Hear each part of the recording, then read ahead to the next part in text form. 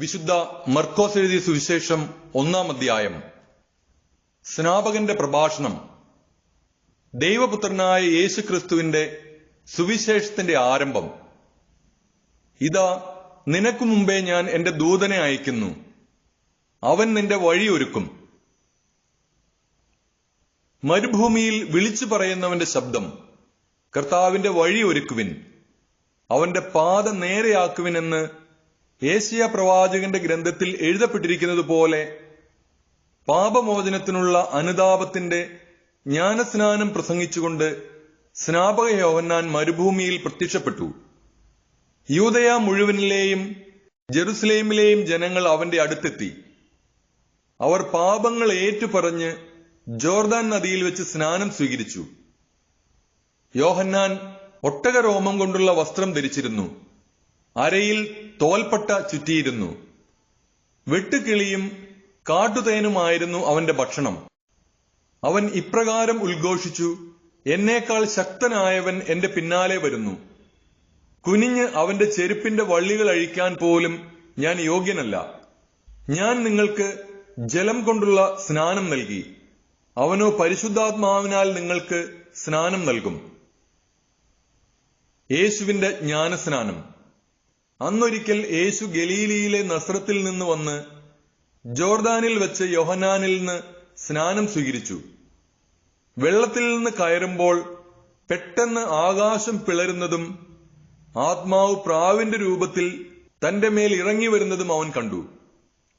സ്വർഗത്തിൽ നിന്ന് ഒരു സ്വരമുണ്ടായി, നീ എന്റെ പ്രിയപുത്രൻ, നിന്നിൽ ഞാൻ പ്രസാദിച്ചിരിക്കുന്നു. മരുഭൂമിയിലെ പരീക്ഷ.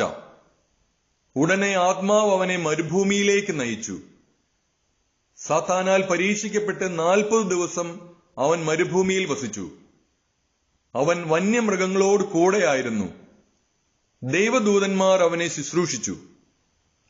ദൗത്യം ആരംഭിക്കുന്നു. യോഹന്നാൻ ബന്ധനസ്ഥനായപ്പോൾ യേശു ദൈവത്തിന്റെ സുവിശേഷം പ്രസംഗിച്ചുകൊണ്ട് ഗലീലയിലേക്ക് വന്നു. അവൻ പറഞ്ഞു, സമയം പൂർത്തിയായി, ദൈവരാജ്യം സമീപിച്ചിരിക്കുന്നു. അനുതപിച്ച് സുവിശേഷത്തിൽ വിശ്വസിക്കുവിൻ. ആദ്യ ശിഷ്യന്മാർ. അവൻ ഗലീലി കടൽ തീരത്തുകൂടെ കടന്നു പോകുമ്പോൾ ശിമയോനെയും അവന്റെ സഹോദരൻ അന്ത്രയോസിനെയും കണ്ടു. മീൻപിടുത്തക്കാരായ അവർ കടലിൽ വലയെറിയുകയായിരുന്നു. യേശു അവരോട് പറഞ്ഞു, എന്നെ അനുഗമിക്കുവിൻ, ഞാൻ നിങ്ങളെ മനുഷ്യരെ പിടിക്കുന്നവരാക്കും. ഉടനെ വലയുപേക്ഷിച്ച് അവർ അവനെ അനുഗമിച്ചു. കുറെ ദൂരം കൂടി പോയപ്പോൾ സെബദിയുടെ പുത്രനായ യാക്കോബിനെയും അവന്റെ സഹോദരൻ യോഹന്നാനെയും കണ്ടു. അവർ വഞ്ചിയിലിരുന്ന് വലയുടെ കേട് പോക്കുകയായിരുന്നു. ഉടനെ അവൻ അവരെയും വിളിച്ചു. അവർ പിതാവായ സെബദിയെ സേവകരോടൊപ്പം വള്ളത്തിൽ വിട്ട് അവനെ അനുഗമിച്ചു. പിശാചു ബാധിതനെ സുഖപ്പെടുത്തുന്നു. അവർ കഫർനാമിലെത്തി. സാബത്ത് ദിവസം അവൻ സിനഗോഗിൽ പ്രവേശിച്ച് പഠിപ്പിച്ചു. അവന്റെ പ്രബോധനത്തിൽ അവർ വിസ്മയഭരിതരായി. കാരണം നിയമജ്ഞരെ പോലെയല്ല, അധികാരമുള്ളവനെ പോലെയാണ് അവൻ പഠിപ്പിച്ചത്. അശുദ്ധാത്മാവ് ബാധിച്ച ഒരുവൻ അവിടെ ഉണ്ടായിരുന്നു. അവൻ അലറി, നസ്രായനായ യേശുവേ, നീ എന്തിന് ഞങ്ങളുടെ കാര്യത്തിൽ ഇടപെടുന്നു? ഞങ്ങളെ നശിപ്പിക്കാനാണോ നീ വന്നിരിക്കുന്നത്? നീ ആരാണെന്ന് എനിക്കറിയാം, ദൈവത്തിന്റെ പരിശുദ്ധൻ. യേശു അവനെ ശാസിച്ചു, നിശബ്ദനായിരിക്കുക, അവനെ വിട്ട് നീ പുറത്തു വരിക. അശുദ്ധാത്മാവ് അവനെ തള്ളി വീഴ്ത്തിയിട്ട് ഉച്ചസ്വരത്തിൽ അലറിക്കൊണ്ട് പുറത്തു വന്നു. എല്ലാവരും അത്ഭുതപ്പെട്ട് പരസ്പരം പറഞ്ഞു, ഇതെന്ത് അധികാരത്തോടെയുള്ള പുതിയ പ്രബോധനമോ? അശുദ്ധാത്മാക്കളോട് പോലും അവൻ ആജ്ഞാപിക്കുന്നു, അവ അനുസരിക്കുകയും ചെയ്യുന്നു. അവന്റെ പ്രശസ്തി ഗലീലിയുടെ സമീപ പ്രദേശങ്ങളിലെല്ലാം പെട്ടെന്ന് വ്യാപിച്ചു. ശിമയോന്റെ അമ്മായിയമ്മ. യേശു സിനഗോഗിൽ നിന്ന് ഇറങ്ങി യാക്കോബിനോടും യോഹന്നാനോടും കൂടെ ശിമയോന്റെയും അന്ത്രയോസിന്റെയും ഭവനത്തിലെത്തി. ശിമയോന്റെ അമ്മായിയമ്മ പനി പിടിച്ച് കിടപ്പിലായിരുന്നു. അവളുടെ കാര്യം അവർ അവനോട് പറഞ്ഞു. അവൻ അടുത്തു ചെന്ന് അവളെ കൈക്ക് പിടിച്ച് എഴുന്നേൽപ്പിച്ചു. പനി അവളെ വിട്ടുമാറി. അവൾ അവരെ ശുശ്രൂഷിച്ചു. അന്ന് വൈകുന്നേരം സൂര്യാസ്തമയമായപ്പോൾ രോഗികളും പിശാച് ബാധിതരുമായ എല്ലാവരെയും അവർ അവന്റെ അടുത്ത് കൊണ്ടുവന്നു. നഗരവാസികളെല്ലാം വാതിൽക്കൽ സമ്മേളിച്ചു. വിവിധ രോഗങ്ങൾ ബാധിച്ചിരുന്ന വളരെ പേരെ അവൻ സുഖപ്പെടുത്തി. അനേകം പിശാചുക്കളെ പുറത്താക്കി. പിശാചുക്കൾ തന്നെ അറിഞ്ഞിരുന്നതുകൊണ്ട് സംസാരിക്കാൻ അവരെ അവൻ അനുവദിച്ചില്ല. സിനഗോഗുകളിൽ പ്രസംഗിക്കുന്നു. അതിരാവിലെ അവൻ ഉണർന്ന് ഒരു വിജന സ്ഥലത്തേക്ക് പോയി. അവിടെ അവൻ പ്രാർത്ഥിച്ചുകൊണ്ടിരുന്നു. ശിമെയോനും കൂടെ ഉണ്ടായിരുന്നവരും അവനെ തേടി പുറപ്പെട്ടു. കണ്ടെത്തിയപ്പോൾ അവർ പറഞ്ഞു, എല്ലാവരും നിന്നെ അന്വേഷിക്കുന്നു. അവൻ പറഞ്ഞു, നമുക്ക് അടുത്ത പട്ടണങ്ങളിലേക്ക് പോകാം. അവിടെയും എനിക്ക് പ്രസംഗിക്കേണ്ടിയിരിക്കുന്നു. അതിനാണ് ഞാൻ വന്നിരിക്കുന്നത്. സിനഗോഗുകളിൽ പ്രസംഗിച്ചുകൊണ്ടും പിശാചുക്കളെ പുറത്താക്കിക്കൊണ്ടും അവൻ ഗലീലയിലുടനീളം സഞ്ചരിച്ചു. കുഷ്ഠരോഗിയെ സുഖപ്പെടുത്തുന്നു. ഒരു കുഷ്ഠരോഗി അവന്റെ അടുത്തെത്തി മുട്ടുകുത്തി അപേക്ഷിച്ചു, അങ്ങേക്ക് മനസ്സുണ്ടെങ്കിൽ എന്നെ ശുദ്ധനാക്കാൻ കഴിയും.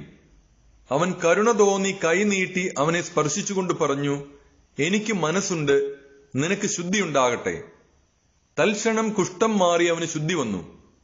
യേശു അവനെ കർശനമായി താക്കീത് ചെയ്ത് പറഞ്ഞയച്ചു, നീ ഇതേപ്പറ്റി ആരോടും ഒന്നും സംസാരിക്കരുത്. എന്നാൽ പോയി പുരോഹിതന് നിന്നെ തന്നെ കാണിച്ചു കൊടുക്കുക. മോശയുടെ കൽപ്പനയനുസരിച്ച് ജനങ്ങൾക്ക് സാക്ഷ്യത്തിനായി ശുദ്ധീകരണ കാഴ്ചകൾ സമർപ്പിക്കുകയും ചെയ്യുക. എന്നാൽ അവൻ പുറത്തു ചെന്ന് വളരെ കാര്യങ്ങൾ പ്രഘോഷിക്കാനും ഇത് പ്രസിദ്ധമാക്കാനും തുടങ്ങി. തന്മൂലം പിന്നീട് പട്ടണത്തിൽ പരസ്യമായി പ്രവേശിക്കാൻ യേശുവിന് സാധിച്ചില്ല. അവൻ പുറത്ത് വിജന പ്രദേശങ്ങളിൽ തങ്ങി. ജനങ്ങളാകട്ടെ എല്ലാ ഇടങ്ങളിലും നിന്ന് അവന്റെ അടുത്ത് വന്നുകൊണ്ടിരുന്നു. വിശുദ്ധ മർക്കോസ് എഴുതിയ സുവിശേഷം 2-ാം അധ്യായം. തളർവാദ രോഗിയെ സുഖപ്പെടുത്തുന്നു. കുറെ ദിവസങ്ങൾ കഴിഞ്ഞ് യേശു കഫർനാമിൽ തിരിച്ചെത്തിയപ്പോൾ അവൻ വീട്ടിലുണ്ട് എന്ന വാർത്ത പ്രചരിച്ചു. വാതിൽക്കൽ പോലും നിൽക്കാൻ സ്ഥലം തികയാത്ത വിധം നിരവധി ആളുകൾ അവിടെ കൂടി. അവൻ അവരോട് വചനം പ്രസംഗിച്ചുകൊണ്ടിരുന്നു. അപ്പോൾ 4 പേർ ഒരു തളർവാദ രോഗിയെ എടുത്തുകൊണ്ടുവന്നു. ജനക്കൂട്ടം നിമിത്തം അവന്റെ അടുത്തെത്താൻ അവർക്ക് കഴിഞ്ഞില്ല. അതിനാൽ അവൻ ഇരുന്ന സ്ഥലത്തിന്റെ മേൽക്കൂര പൊളിച്ച് തളർവാദ രോഗിയെ അവർ കിടക്കയോടെ താഴോട്ടിറക്കി. അവരുടെ വിശ്വാസം കണ്ട യേശു തളർവാദ രോഗിയോട് പറഞ്ഞു, മകനെ, നിന്റെ പാപങ്ങൾ ക്ഷമിക്കപ്പെട്ടിരിക്കുന്നു. നിയമജ്ഞരിൽ ചിലർ അവിടെ ഇരിപ്പുണ്ടായിരുന്നു. അവർ ചിന്തിച്ചു, എന്തുകൊണ്ടാണ് ഇവൻ ഇപ്രകാരം സംസാരിക്കുന്നത്? ഇവൻ ദൈവദൂഷണം പറയുന്നു. ദൈവത്തിനല്ലാതെ മറ്റാർക്കാണ് പാപം ക്ഷമിക്കാൻ സാധിക്കുക? അവർ ഇപ്രകാരം വിചാരിക്കുന്നുവെന്ന് മനസ്സിലാക്കി യേശു അവരോട് ചോദിച്ചു, എന്തുകൊണ്ടാണ് നിങ്ങൾ ഇങ്ങനെ ചിന്തിക്കുന്നത്? ഏതാണ് എളുപ്പം, തളർവാദ രോഗിയോട് നിന്റെ പാപങ്ങൾ ക്ഷമിക്കപ്പെട്ടിരിക്കുന്നു എന്ന് പറയുന്നതോ, എഴുന്നേറ്റ് നിന്റെ കിടക്കയും എടുത്ത് നടക്കുക എന്ന് പറയുന്നതോ? എന്നാൽ ഭൂമിയിൽ പാപങ്ങൾ ക്ഷമിക്കാൻ മനുഷ്യപുത്രന് അധികാരമുണ്ടെന്ന് നിങ്ങൾ അറിയേണ്ടതിന് അവൻ തളർവാദ രോഗിയോട് പറഞ്ഞു, ഞാൻ നിന്നോട് പറയുന്നു, എഴുന്നേറ്റ് നിന്റെ കിടക്കയും എടുത്ത് വീട്ടിലേക്ക് പോവുക. തൽക്ഷണം അവൻ എഴുന്നേറ്റ് കിടക്കയും എടുത്ത് എല്ലാവരും കാണെ പുറത്തേക്ക് പോയി. എല്ലാവരും വിസ്മയിച്ചു. ഇതുപോലൊന്ന് ഞങ്ങൾ ഒരിക്കലും കണ്ടിട്ടില്ല എന്ന് പറഞ്ഞ് അവർ ദൈവത്തെ മഹത്വപ്പെടുത്തി. ലേവിയെ വിളിക്കുന്നു. യേശു വീണ്ടും കടൽ തീരത്തേക്ക് പോയി. ജനക്കൂട്ടം അവന്റെ അടുത്തെത്തി. അവൻ അവരെ പഠിപ്പിച്ചു. അവൻ കടന്നുപോയപ്പോൾ ഹൽപ്പയുടെ പുത്രനായ ലേവി ചുങ്കസ്ഥലത്ത് ഇരിക്കുന്നത് കണ്ട് അവനോട് പറഞ്ഞു, എന്നെ അനുഗമിക്കുക. അവൻ എഴുന്നേറ്റ് യേശുവിനെ അനുഗമിച്ചു. അവൻ ലേവിയുടെ ഭവനത്തിൽ ഭക്ഷണത്തിനിരിക്കുമ്പോൾ അനേകം ചുങ്കക്കാരും പാപികളും അവന്റെയും ശിഷ്യരുടെയും കൂടെയിരുന്നു. കാരണം അവനെ അനുഗമിച്ചവർ നിരവധിയായിരുന്നു.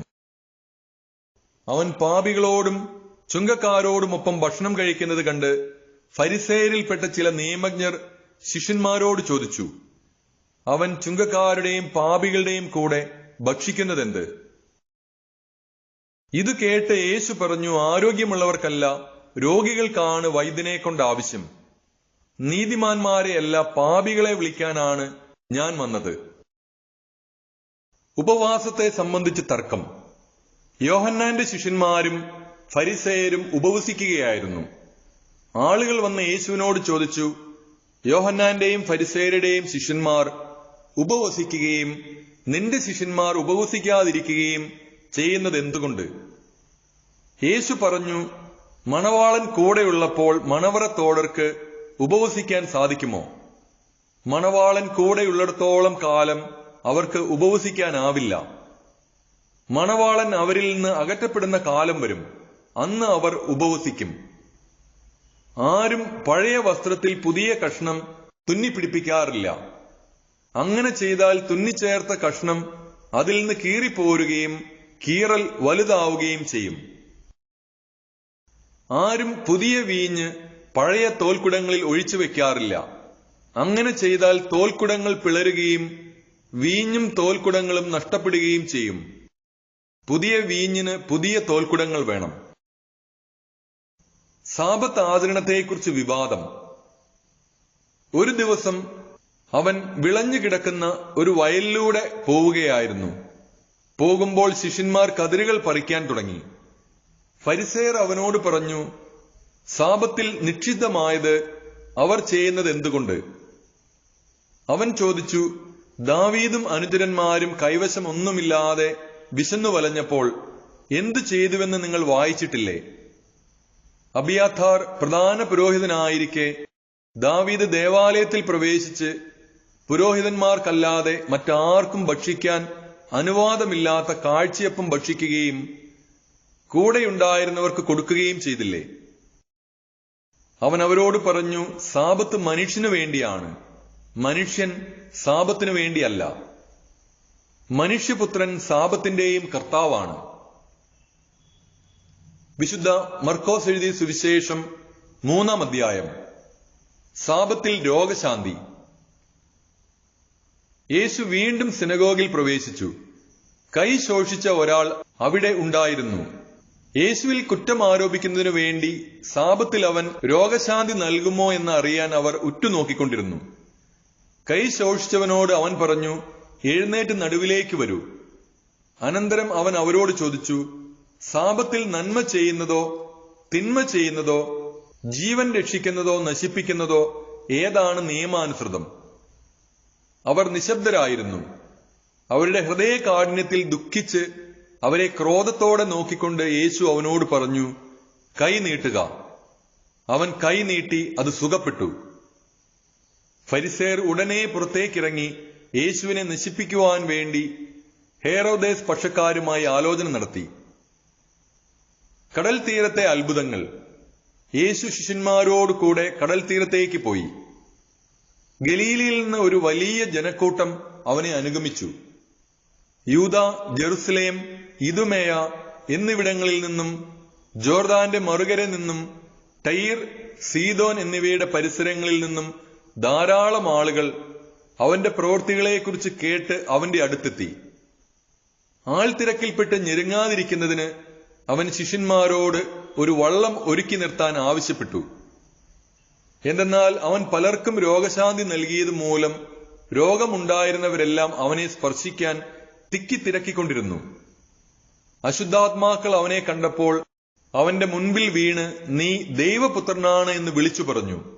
തന്നെ വെളിപ്പെടുത്തരുതെന്ന് അവൻ അവയ്ക്ക് കർശനമായ താക്കീത് നൽകി. അപ്പസ്തോലന്മാരെ തിരഞ്ഞെടുക്കുന്നു. പിന്നെ അവൻ മലമുകളിലേക്ക് കയറി തനിക്ക് ഇഷ്ടമുള്ളവരെ അടുത്തേക്ക് വിളിച്ചു. അവർ അവന്റെ സമീപത്തേക്ക് ചെന്നു. തന്നോട് കൂടെ ആയിരിക്കുന്നതിനും പ്രസംഗിക്കാൻ അയക്കുന്നതിനും പിശാചുക്കളെ ബഹിഷ്കരിക്കാൻ അധികാരം നൽകുന്നതിനുമായി അവൻ 12 പേരെ നിയോഗിച്ചു. അവർ പത്രോസ് എന്ന് അവൻ പേര് നൽകിയ ശിമയോൻ, ഇടിമുഴക്കത്തിന്റെ പുത്രന്മാർ എന്നർത്ഥമുള്ള ബവനർഗസ് എന്ന് പേര് നൽകിയ സെബദീ പുത്രന്മാരായ യാക്കോബും സഹോദരൻ യോഹന്നാനും, അന്ത്രയോസ്, പീലിപ്പോസ്, ബർത്തലോമിയ, മത്തായി, തോമസ്, ഹൽപ്പയുടെ പുത്രൻ യാക്കോബ്, തദേവൂസ്, കാനാൻകാരനായ ശിമയോൻ, യേശുവിനെ ഒറ്റിക്കൊടുത്ത യൂദാസ് സ്കറിയോത്ത. യേശുവും ബെൽസെബൂലും. അനന്തരം അവൻ ഒരു ഭവനത്തിൽ പ്രവേശിച്ചു. ജനങ്ങൾ വീണ്ടും വന്നുകൂടിക്കൊണ്ടിരുന്നു. തന്മൂലം ഭക്ഷണം കഴിക്കാൻ പോലും അവർക്ക് കഴിഞ്ഞില്ല. അവന്റെ സ്വന്തക്കാർ ഇത് കേട്ട് അവനെ പിടിച്ചുകൊണ്ടു പോകുവാൻ പുറപ്പെട്ടു. കാരണം അവന് സുബോധം നഷ്ടപ്പെട്ടിരിക്കുന്നു എന്ന് അവർ കേട്ടിരുന്നു. ജെറുസലേമിൽ നിന്ന് വന്ന നിയമജ്ഞർ പറഞ്ഞു, അവനെ ബെൽസെബൂൽ ആവേശിച്ചിരിക്കുന്നു. പിശാചുക്കളുടെ തലവനെ കൊണ്ടാണ് അവൻ പിശാചുക്കളെ പുറത്താക്കുന്നത്. അവൻ അവരെ അടുത്ത് വിളിച്ച് ഉപമകൾ വഴി അവരോട് പറഞ്ഞു, സാത്താൻ എങ്ങനെയാണ് സാത്താനെ പുറത്താക്കാൻ കഴിയുക? അന്ധചിത്രമുള്ള രാജ്യം നിലനിൽക്കുകയില്ല, അന്ധചിത്രമുള്ള ഭവനവും നിലനിൽക്കുകയില്ല. സാത്താൻ തനിക്ക് തന്നെ എതിരായി തല ഉയർത്തുകയും ഭിന്നിക്കുകയും ചെയ്താൽ അവന് നിലനിൽക്കുക സാധ്യമല്ല. അത് അവന്റെ അവസാനമായിരിക്കും. ശക്തനായ ഒരുവന്റെ ഭവനത്തിൽ പ്രവേശിച്ച് വസ്തുക്കൾ കവർച്ച ചെയ്യണമെങ്കിൽ ആദ്യമേ അവനെ ബന്ധിക്കണം. അതിനുശേഷമേ കവർച്ച നടത്താൻ കഴിയൂ. സത്യമായി ഞാൻ നിങ്ങളോട് പറയുന്നു, മനുഷ്യ മക്കളുടെ എല്ലാ പാപങ്ങളും അവർ പറയുന്ന ദൂഷണങ്ങളും ക്ഷമിക്കപ്പെടും. എന്നാൽ പരിശുദ്ധാത്മാവിനെതിരായി ദൂഷണം പറയുന്നവന് ഒരു കാലത്തും പാപത്തിൽ നിന്ന് മോചനമില്ല. അവൻ നിത്യപാപത്തിന് ഉത്തരവാദിയാകും. അവൻ ഇങ്ങനെ പറഞ്ഞത് തനിക്ക് അശുദ്ധാത്മാവുണ്ട് എന്ന് അവർ പറഞ്ഞതിനാലാണ്. യേശുവിന്റെ അമ്മയും സഹോദരരും. അവന്റെ അമ്മയും സഹോദരന്മാരും വന്ന് പുറത്തു നിന്നുകൊണ്ട് അവനെ വിളിക്കാൻ ആളയച്ചു. ജനക്കൂട്ടം അവന് ചുറ്റും ഇരിക്കുകയായിരുന്നു. അവർ പറഞ്ഞു, നിന്റെ അമ്മയും സഹോദരന്മാരും സഹോദരിമാരും നിന്നെ കാണാൻ പുറത്തു നിൽക്കുന്നു. അവൻ ചോദിച്ചു, ആരാണ് എന്റെ അമ്മയും സഹോദരങ്ങളും? ചുറ്റും ഇരിക്കുന്നവരെ നോക്കിക്കൊണ്ട് അവൻ പറഞ്ഞു, ഇതാ എന്റെ അമ്മയും എന്റെ സഹോദരങ്ങളും. ദൈവത്തിന്റെ ഹിതം നിർവഹിക്കുന്നവൻ ആരോ അവനാണ് എന്റെ സഹോദരനും സഹോദരിയും അമ്മയും. വിശുദ്ധ മർക്കോസ് എഴുതിയ സുവിശേഷം 4-ാം അധ്യായം. വിതക്കാരന്റെ ഉപമ. കടൽ തീരത്ത് വെച്ച് യേശു വീണ്ടും പഠിപ്പിക്കാൻ തുടങ്ങി. വളരെ വലിയ ഒരു ജനാവലി അവന് ചുറ്റും കൂടി. അതിനാൽ കടലിൽ കിടന്ന ഒരു വഞ്ചിയിൽ അവൻ കയറിയിരുന്നു. ജനങ്ങളെല്ലാം കരയിൽ കടലിന് അഭിമുഖമായി നിന്നു. അവൻ ഉപമകൾ വഴി പല കാര്യങ്ങൾ അവരെ പഠിപ്പിച്ചു. അവരെ ഉപദേശിച്ചുകൊണ്ട് അവൻ പറഞ്ഞു, കേൾക്കുവിൻ. ഒരു വിതക്കാരൻ വിതയ്ക്കാൻ പുറപ്പെട്ടു. വിതച്ചപ്പോൾ വിത്തുകളിൽ ചിലത് വഴിയരികിൽ വീണു. പക്ഷികൾ വന്ന് അവ തിന്നുകളഞ്ഞു. മറ്റു ചിലത് മണ്ണ് അധികമില്ലാത്ത പാറപ്പുറത്തു വീണു. മണ്ണിന് ആഴമില്ലാതിരുന്നതിനാൽ അത് പെട്ടെന്ന് മുളച്ചു പൊങ്ങി. സൂര്യൻ ഉദിച്ചപ്പോൾ അത് വെയിലേറ്റ് വാടുകയും വേരില്ലാതിരുന്നതിനാൽ കരിഞ്ഞു പോവുകയും ചെയ്തു. വേറെ ചിലത് മുൾച്ചെടികൾക്കിടയിൽ വീണു. മുൾച്ചെടികൾ വളർന്ന് അതിനെ ഞെരുക്കിക്കളഞ്ഞു. അത് ഫലം പുറപ്പെടുവിച്ചില്ല. ശേഷിച്ച വിത്തുകൾ നല്ല മണ്ണിൽ പതിച്ചു. അവ തഴച്ചു വളർന്ന് 30 മേനിയും 60 മേനിയും 100 മേനിയും ഫലം വിളയിച്ചു. അവൻ പറഞ്ഞു, കേൾക്കാൻ ചെവിയുള്ളവൻ കേൾക്കട്ടെ. ഉപമകളുടെ ഉദ്ദേശം. അവൻ തനിച്ചായപ്പോൾ 12 പേരും കൂടെയുണ്ടായിരുന്ന മറ്റുള്ളവരും ഉപമകളെക്കുറിച്ച് അവനോട് ചോദിച്ചു. അവൻ പറഞ്ഞു, ദൈവരാജ്യത്തിന്റെ രഹസ്യം നിങ്ങൾക്കാണ് നൽകപ്പെട്ടിരിക്കുന്നത്. പുറത്തുള്ളവർക്കാകട്ടെ എല്ലാം ഉപമകളിലൂടെ മാത്രം. അവർ കണ്ടിട്ടും കാണാതിരിക്കുന്നതിനും കേട്ടിട്ടും ഗ്രഹിക്കാതിരിക്കുന്നതിനും, അങ്ങനെ അവർ മനസ്സ് തിരിഞ്ഞ് മോചനം പ്രാപിക്കാതിരിക്കുന്നതിനും വേണ്ടിയാണത്. വിതക്കാരന്റെ ഉപമ വിശദീകരണം. അവൻ അവരോട് ചോദിച്ചു, ഈ ഉപമ നിങ്ങൾക്ക് മനസ്സിലാകുന്നില്ലേ?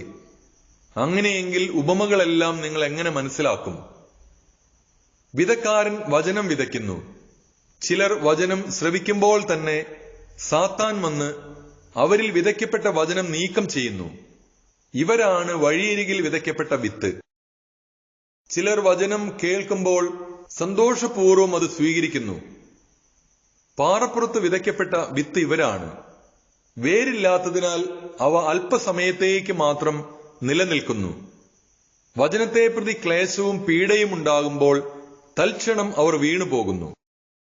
മുൾച്ചെടികൾക്കിടയിൽ വിതയ്ക്കപ്പെട്ടത് മറ്റു ചിലരാണ്. അവർ വചനം ശ്രവിക്കുന്നു. എന്നാൽ ലൗകിക വ്യഗ്രതയും ധനത്തിന്റെ ആകർഷണവും മറ്റു വസ്തുക്കൾക്ക് വേണ്ടിയുള്ള ആഗ്രഹവും അവരിൽ കടന്നുകൂടി വചനത്തെ ഞെരുക്കുകയും അത് ഫലശൂന്യമാവുകയും ചെയ്യുന്നു. നല്ല മണ്ണിൽ വിതയ്ക്കപ്പെട്ട വിത്താകട്ടെ വചനം ശ്രവിക്കുകയും സ്വീകരിക്കുകയും ചെയ്യുന്നവരാണ്. അവർ 30 മേനിയും 60 മേനിയും 100 മേനിയും ഫലം പുറപ്പെടുവിക്കുന്നു. ദീപം മറച്ചു വെക്കരുത്. അവൻ അവരോട് പറഞ്ഞു, വിളക്ക് കൊണ്ടുവരുന്നത് പറയുടെ കീഴിലോ കട്ടിലിന്റെ അടിയിലോ വെക്കാനാണോ? പീഠത്തിന്മേൽ വെക്കാനല്ലേ? വെളിപ്പെടുത്തപ്പെടാതെ മറഞ്ഞിരിക്കുന്ന ഒന്നുമില്ല, വെളിച്ചത്ത് വരാതെ രഹസ്യമായിരിക്കുന്നതും ഒന്നുമില്ല. കേൾക്കാൻ ചെവിയുള്ളവൻ കേൾക്കട്ടെ. അവൻ പറഞ്ഞു, നിങ്ങൾ ശ്രദ്ധിച്ചു കേൾക്കുവിൻ. നിങ്ങൾ അളക്കുന്ന അളവിൽ തന്നെ നിങ്ങൾക്കും അളന്നു കിട്ടും, കൂടുതലും ലഭിക്കും. ഉള്ളവന് നൽകപ്പെടും, ഇല്ലാത്തവനിൽ നിന്ന് ഉള്ളതുപോലും എടുക്കപ്പെടും. വിത്തിന്റെ ഉപമ. അവൻ പറഞ്ഞു, ദൈവരാജ്യം ഒരുവൻ ഭൂമിയിൽ വിത്ത് വിതയ്ക്കുന്നതിന് സദൃശ്യം. അവൻ രാവും പകലും ഉറങ്ങിയും ഉണർന്നും കഴിയുന്നു. അവൻ അറിയാതെ തന്നെ വിത്തുകൾ പൊട്ടിമുളച്ചു വരുന്നു. ആദ്യം ഇല, പിന്നെ കതിർ, തുടർന്ന് കതിരിൽ ധാന്യമണികൾ. ഇങ്ങനെ ഭൂമി ഫലം പുറപ്പെടുവിക്കുന്നു. ധാന്യം വിളയുമ്പോൾ കൊയ്ത്തിന് കാലമാകുന്നതുകൊണ്ട് അവൻ അരിവാൾ വയ്ക്കുന്നു. കടുകുമണിയുടെ ഉപമ. അവൻ വീണ്ടും പറഞ്ഞു, ദൈവരാജ്യത്തെ എന്തിനോട് താരതമ്യപ്പെടുത്തും? എന്ത് ഉപമ കൊണ്ട് അതിനെ വിശദീകരിക്കും? അത് ഒരു കടുകുമണിക്ക് സദൃശ്യമാണ്. നിലത്ത് പാകുമ്പോൾ അത് ഭൂമിയിലുള്ള എല്ലാ വിത്തുകളെയും കാൾ ചെറുതാണ്. എന്നാൽ പാകിക്കഴിയുമ്പോൾ അത് വളർന്ന് എല്ലാ ചെടികളെയും കാൾ വലുതാവുകയും വലിയ ശാഖകൾ പുറപ്പെടുവിക്കുകയും ചെയ്യുന്നു. അങ്ങനെ ആകാശത്തിലെ പക്ഷികൾക്ക് അതിന്റെ തണലിൽ ചേക്കയറാൻ കഴിയുന്നു. അവർക്ക് മനസ്സിലാകും വിധം ഇത്തരം അനേകം ഉപമകളിലൂടെ അവൻ വചനം പ്രസംഗിച്ചു. ഉപമകളിലൂടെ അല്ലാതെ അവൻ അവരോട് സംസാരിച്ചിരുന്നില്ല.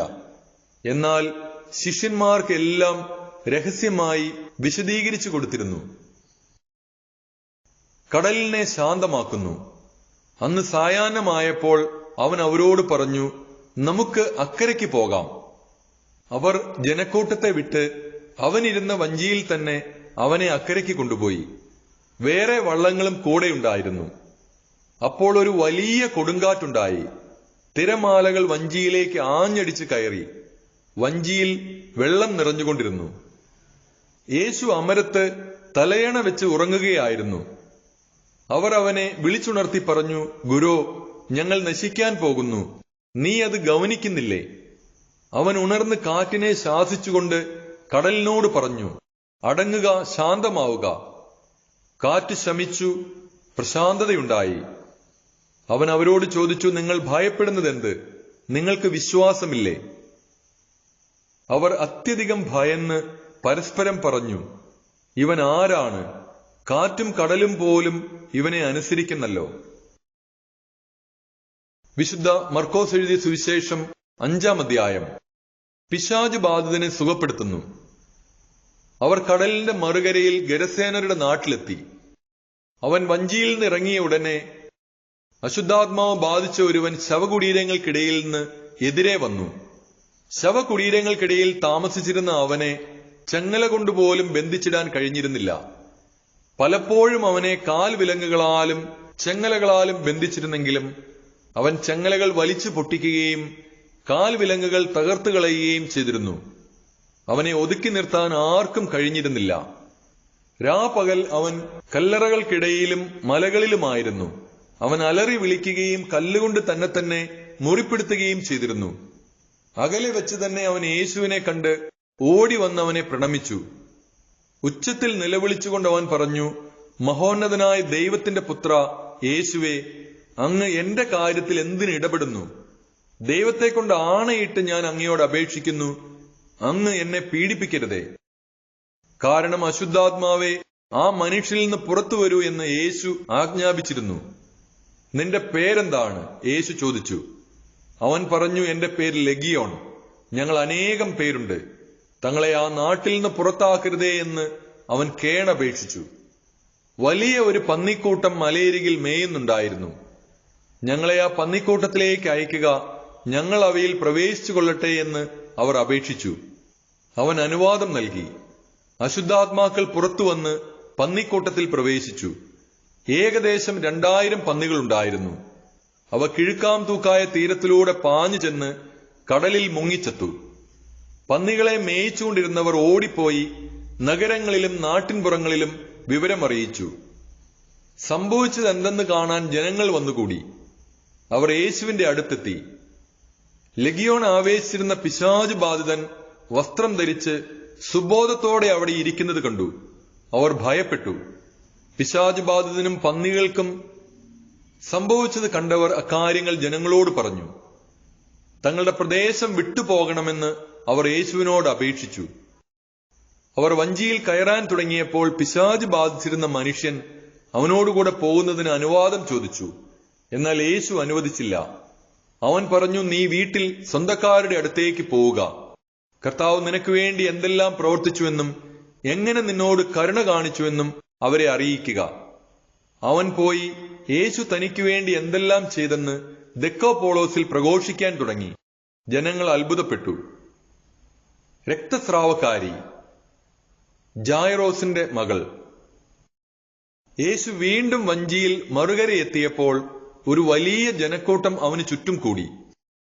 അവൻ കടൽ തീരത്ത് നിൽക്കുകയായിരുന്നു. അപ്പോൾ സിനഗോഗ് അധികാരികളിൽ ഒരുവനായ ജായറോസ് അവിടെ വന്നു.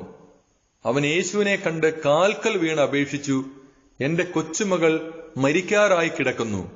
അങ്ങ് വന്ന് അവളുടെ മേൽ കൈകൾ വെച്ച് രോഗം മാറ്റി അവളെ ജീവിപ്പിക്കണമേ. യേശു അവന്റെ കൂടെ പോയി. വലിയൊരു ജനക്കൂട്ടം തിങ്ങിഞ്ഞെരുങ്ങി പിന്തുടർന്നു. 12 വർഷമായി രക്തസ്രാവമുള്ള ഒരു സ്ത്രീ ഉണ്ടായിരുന്നു. പല വൈദ്യന്മാരുടെ അടുത്ത് പോയി വളരെ കഷ്ടപ്പെടുകയും കൈവശമുള്ളതെല്ലാം ചെലവഴിക്കുകയും ചെയ്തിട്ടും അവളുടെ സ്ഥിതി മെച്ചപ്പെടുകയല്ല, കൂടുതൽ മോശമാവുകയാണ് ചെയ്തത്. അവൾ യേശുവിനെക്കുറിച്ച് കേട്ടിരുന്നു. ജനക്കൂട്ടത്തിനിടയിലൂടെ അവൾ അവന്റെ പിന്നിൽ ചെന്ന് വസ്ത്രത്തിൽ സ്പർശിച്ചു. അവന്റെ വസ്ത്രത്തിൽ ഒന്ന് തൊട്ടാൽ മാത്രം മതി, ഞാൻ സുഖം പ്രാപിക്കുമെന്ന് അവൾ വിചാരിച്ചിരുന്നു. തൽക്ഷണം അവളുടെ രക്തസ്രാവം നിലച്ചു. താൻ രോഗവിമുക്തയായിരിക്കുന്നുവെന്ന് അവൾക്ക് ശരീരത്തിൽ അനുഭവപ്പെട്ടു. യേശു ആകട്ടെ തന്നിൽ നിന്ന് ശക്തി പുറപ്പെട്ടെന്ന് അറിഞ്ഞ് പെട്ടെന്ന് ജനക്കൂട്ടത്തിന് നേരെ തിരിഞ്ഞു ചോദിച്ചു, ആരാണ് എന്റെ വസ്ത്രത്തിൽ സ്പർശിച്ചത്? ശിഷ്യന്മാർ അവനോട് പറഞ്ഞു, ജനം മുഴുവൻ നിനക്ക് ചുറ്റും തിക്കിക്കൂടുന്നത് കാണുന്നില്ലേ? എന്നിട്ടും ആരാണ് എന്നെ സ്പർശിച്ചത് എന്ന് നീ ചോദിക്കുന്നുവോ? ആരാണ് അത് ചെയ്തതെന്നറിയാൻ അവൻ ചുറ്റും നോക്കി. ആ സ്ത്രീ തനിക്ക് സംഭവിച്ചതറിഞ്ഞ് ഭയന്നു വിറച്ച് അവന്റെ കാൽക്കൽ വീണ് സത്യം തുറന്നു പറഞ്ഞു. അവൻ അവളോട് പറഞ്ഞു, മകളെ, നിന്റെ വിശ്വാസം നിന്നെ രക്ഷിച്ചിരിക്കുന്നു. സമാധാനത്തോടെ പോവുക, വ്യാധിയിൽ നിന്ന് വിമുക്തയായിരിക്കുക. യേശു സംസാരിച്ചുകൊണ്ടിരിക്കെ സിനഗോഗ് അധികാരിയുടെ വീട്ടിൽ നിന്ന് ചിലർ വന്നു പറഞ്ഞു, നിന്റെ മകൾ മരിച്ചു. ഗുരുവിനെ ഇനിയും എന്തിന് ബുദ്ധിമുട്ടിക്കുന്നു? അതു കേട്ട് യേശു സിനഗോഗ് അധികാരിയോട് പറഞ്ഞു, ഭയപ്പെടേണ്ട, വിശ്വസിക്കുക മാത്രം ചെയ്യുക. പത്രോസും യാക്കോബും യാക്കോബിന്റെ സഹോദരൻ യോഹന്നാനും ഒഴികെ മറ്റാരും തന്നോടുകൂടെ പോരാൻ അവൻ അനുവദിച്ചില്ല. അവർ സിനഗോഗ് അധികാരിയുടെ വീട്ടിലെത്തി. അവിടെ ആളുകൾ വലിയ ബഹളം വയ്ക്കുന്നതും ഉച്ചത്തിൽ കരയുന്നതും അലമുറയിടുന്നതും അവൻ കണ്ടു. അകത്തു പ്രവേശിച്ച് അവൻ അവരോട് പറഞ്ഞു, എന്തിനാണ് നിങ്ങൾ ബഹളം വയ്ക്കുകയും വിലപിക്കുകയും ചെയ്യുന്നത്? കുട്ടി മരിച്ചിട്ടില്ല, ഉറങ്ങുകയാണ്. അവർ അവനെ പരിഹസിച്ചു. അവനാകട്ടെ അവരെ എല്ലാവരെയും പുറത്താക്കി.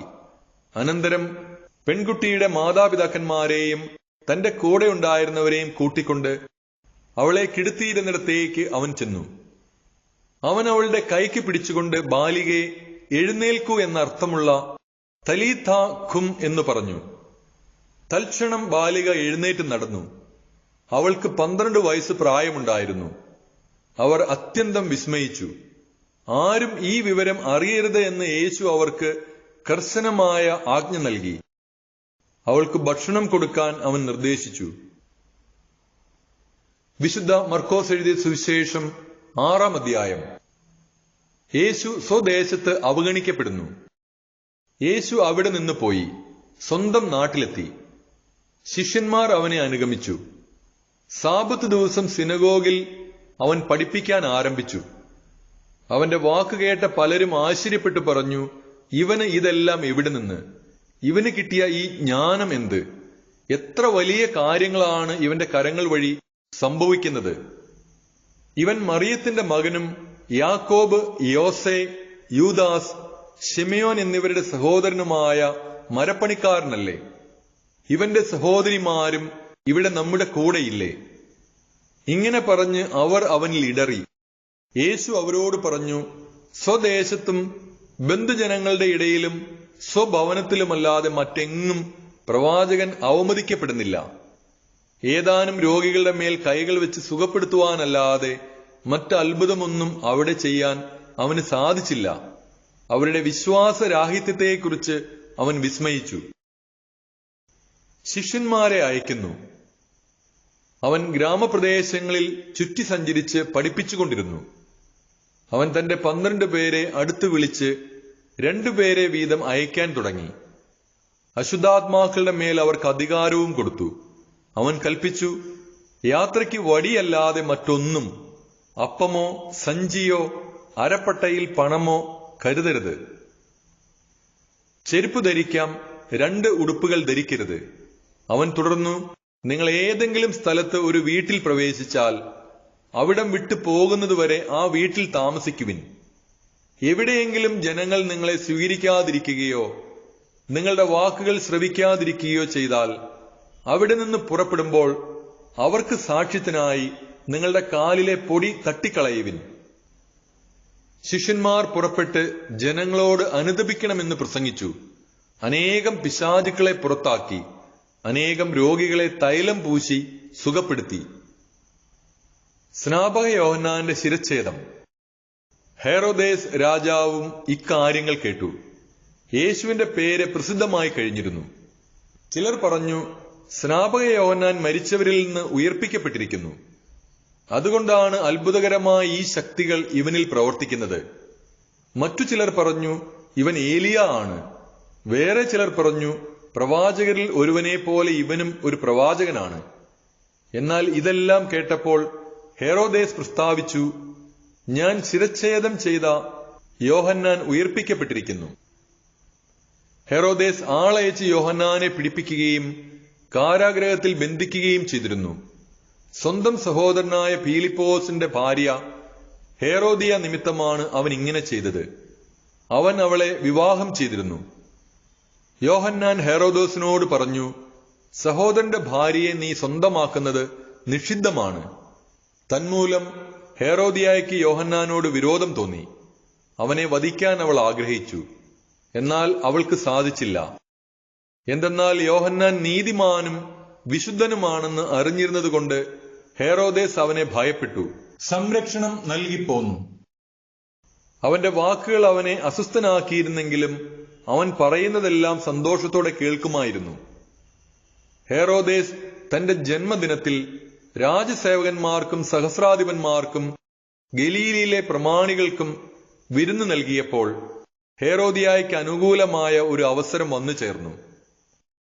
അവളുടെ മകൾ വന്ന് നൃത്തം ചെയ്ത് ഹെരോദേസിനെയും അതിഥികളെയും പ്രീതിപ്പെടുത്തി. രാജാവ് പെൺകുട്ടിയോട് പറഞ്ഞു, നീ ആഗ്രഹിക്കുന്നത് എന്തും ചോദിച്ചുകൊള്ളുക, അത് ഞാൻ നിനക്ക് തരും. അവൻ അവളോട് ശപഥം ചെയ്തു പറഞ്ഞു, നീ എന്തു തന്നെ ചോദിച്ചാലും എന്റെ രാജ്യത്തിന്റെ പകുതി പോലും ഞാൻ നിനക്ക് തരും. അവൾ പോയി അമ്മയോട് ചോദിച്ചു, ഞാൻ എന്താണ് ആവശ്യപ്പെടേണ്ടത്? അമ്മ പറഞ്ഞു, സ്നാപക യോഹന്നാന്റെ ശിരസ്.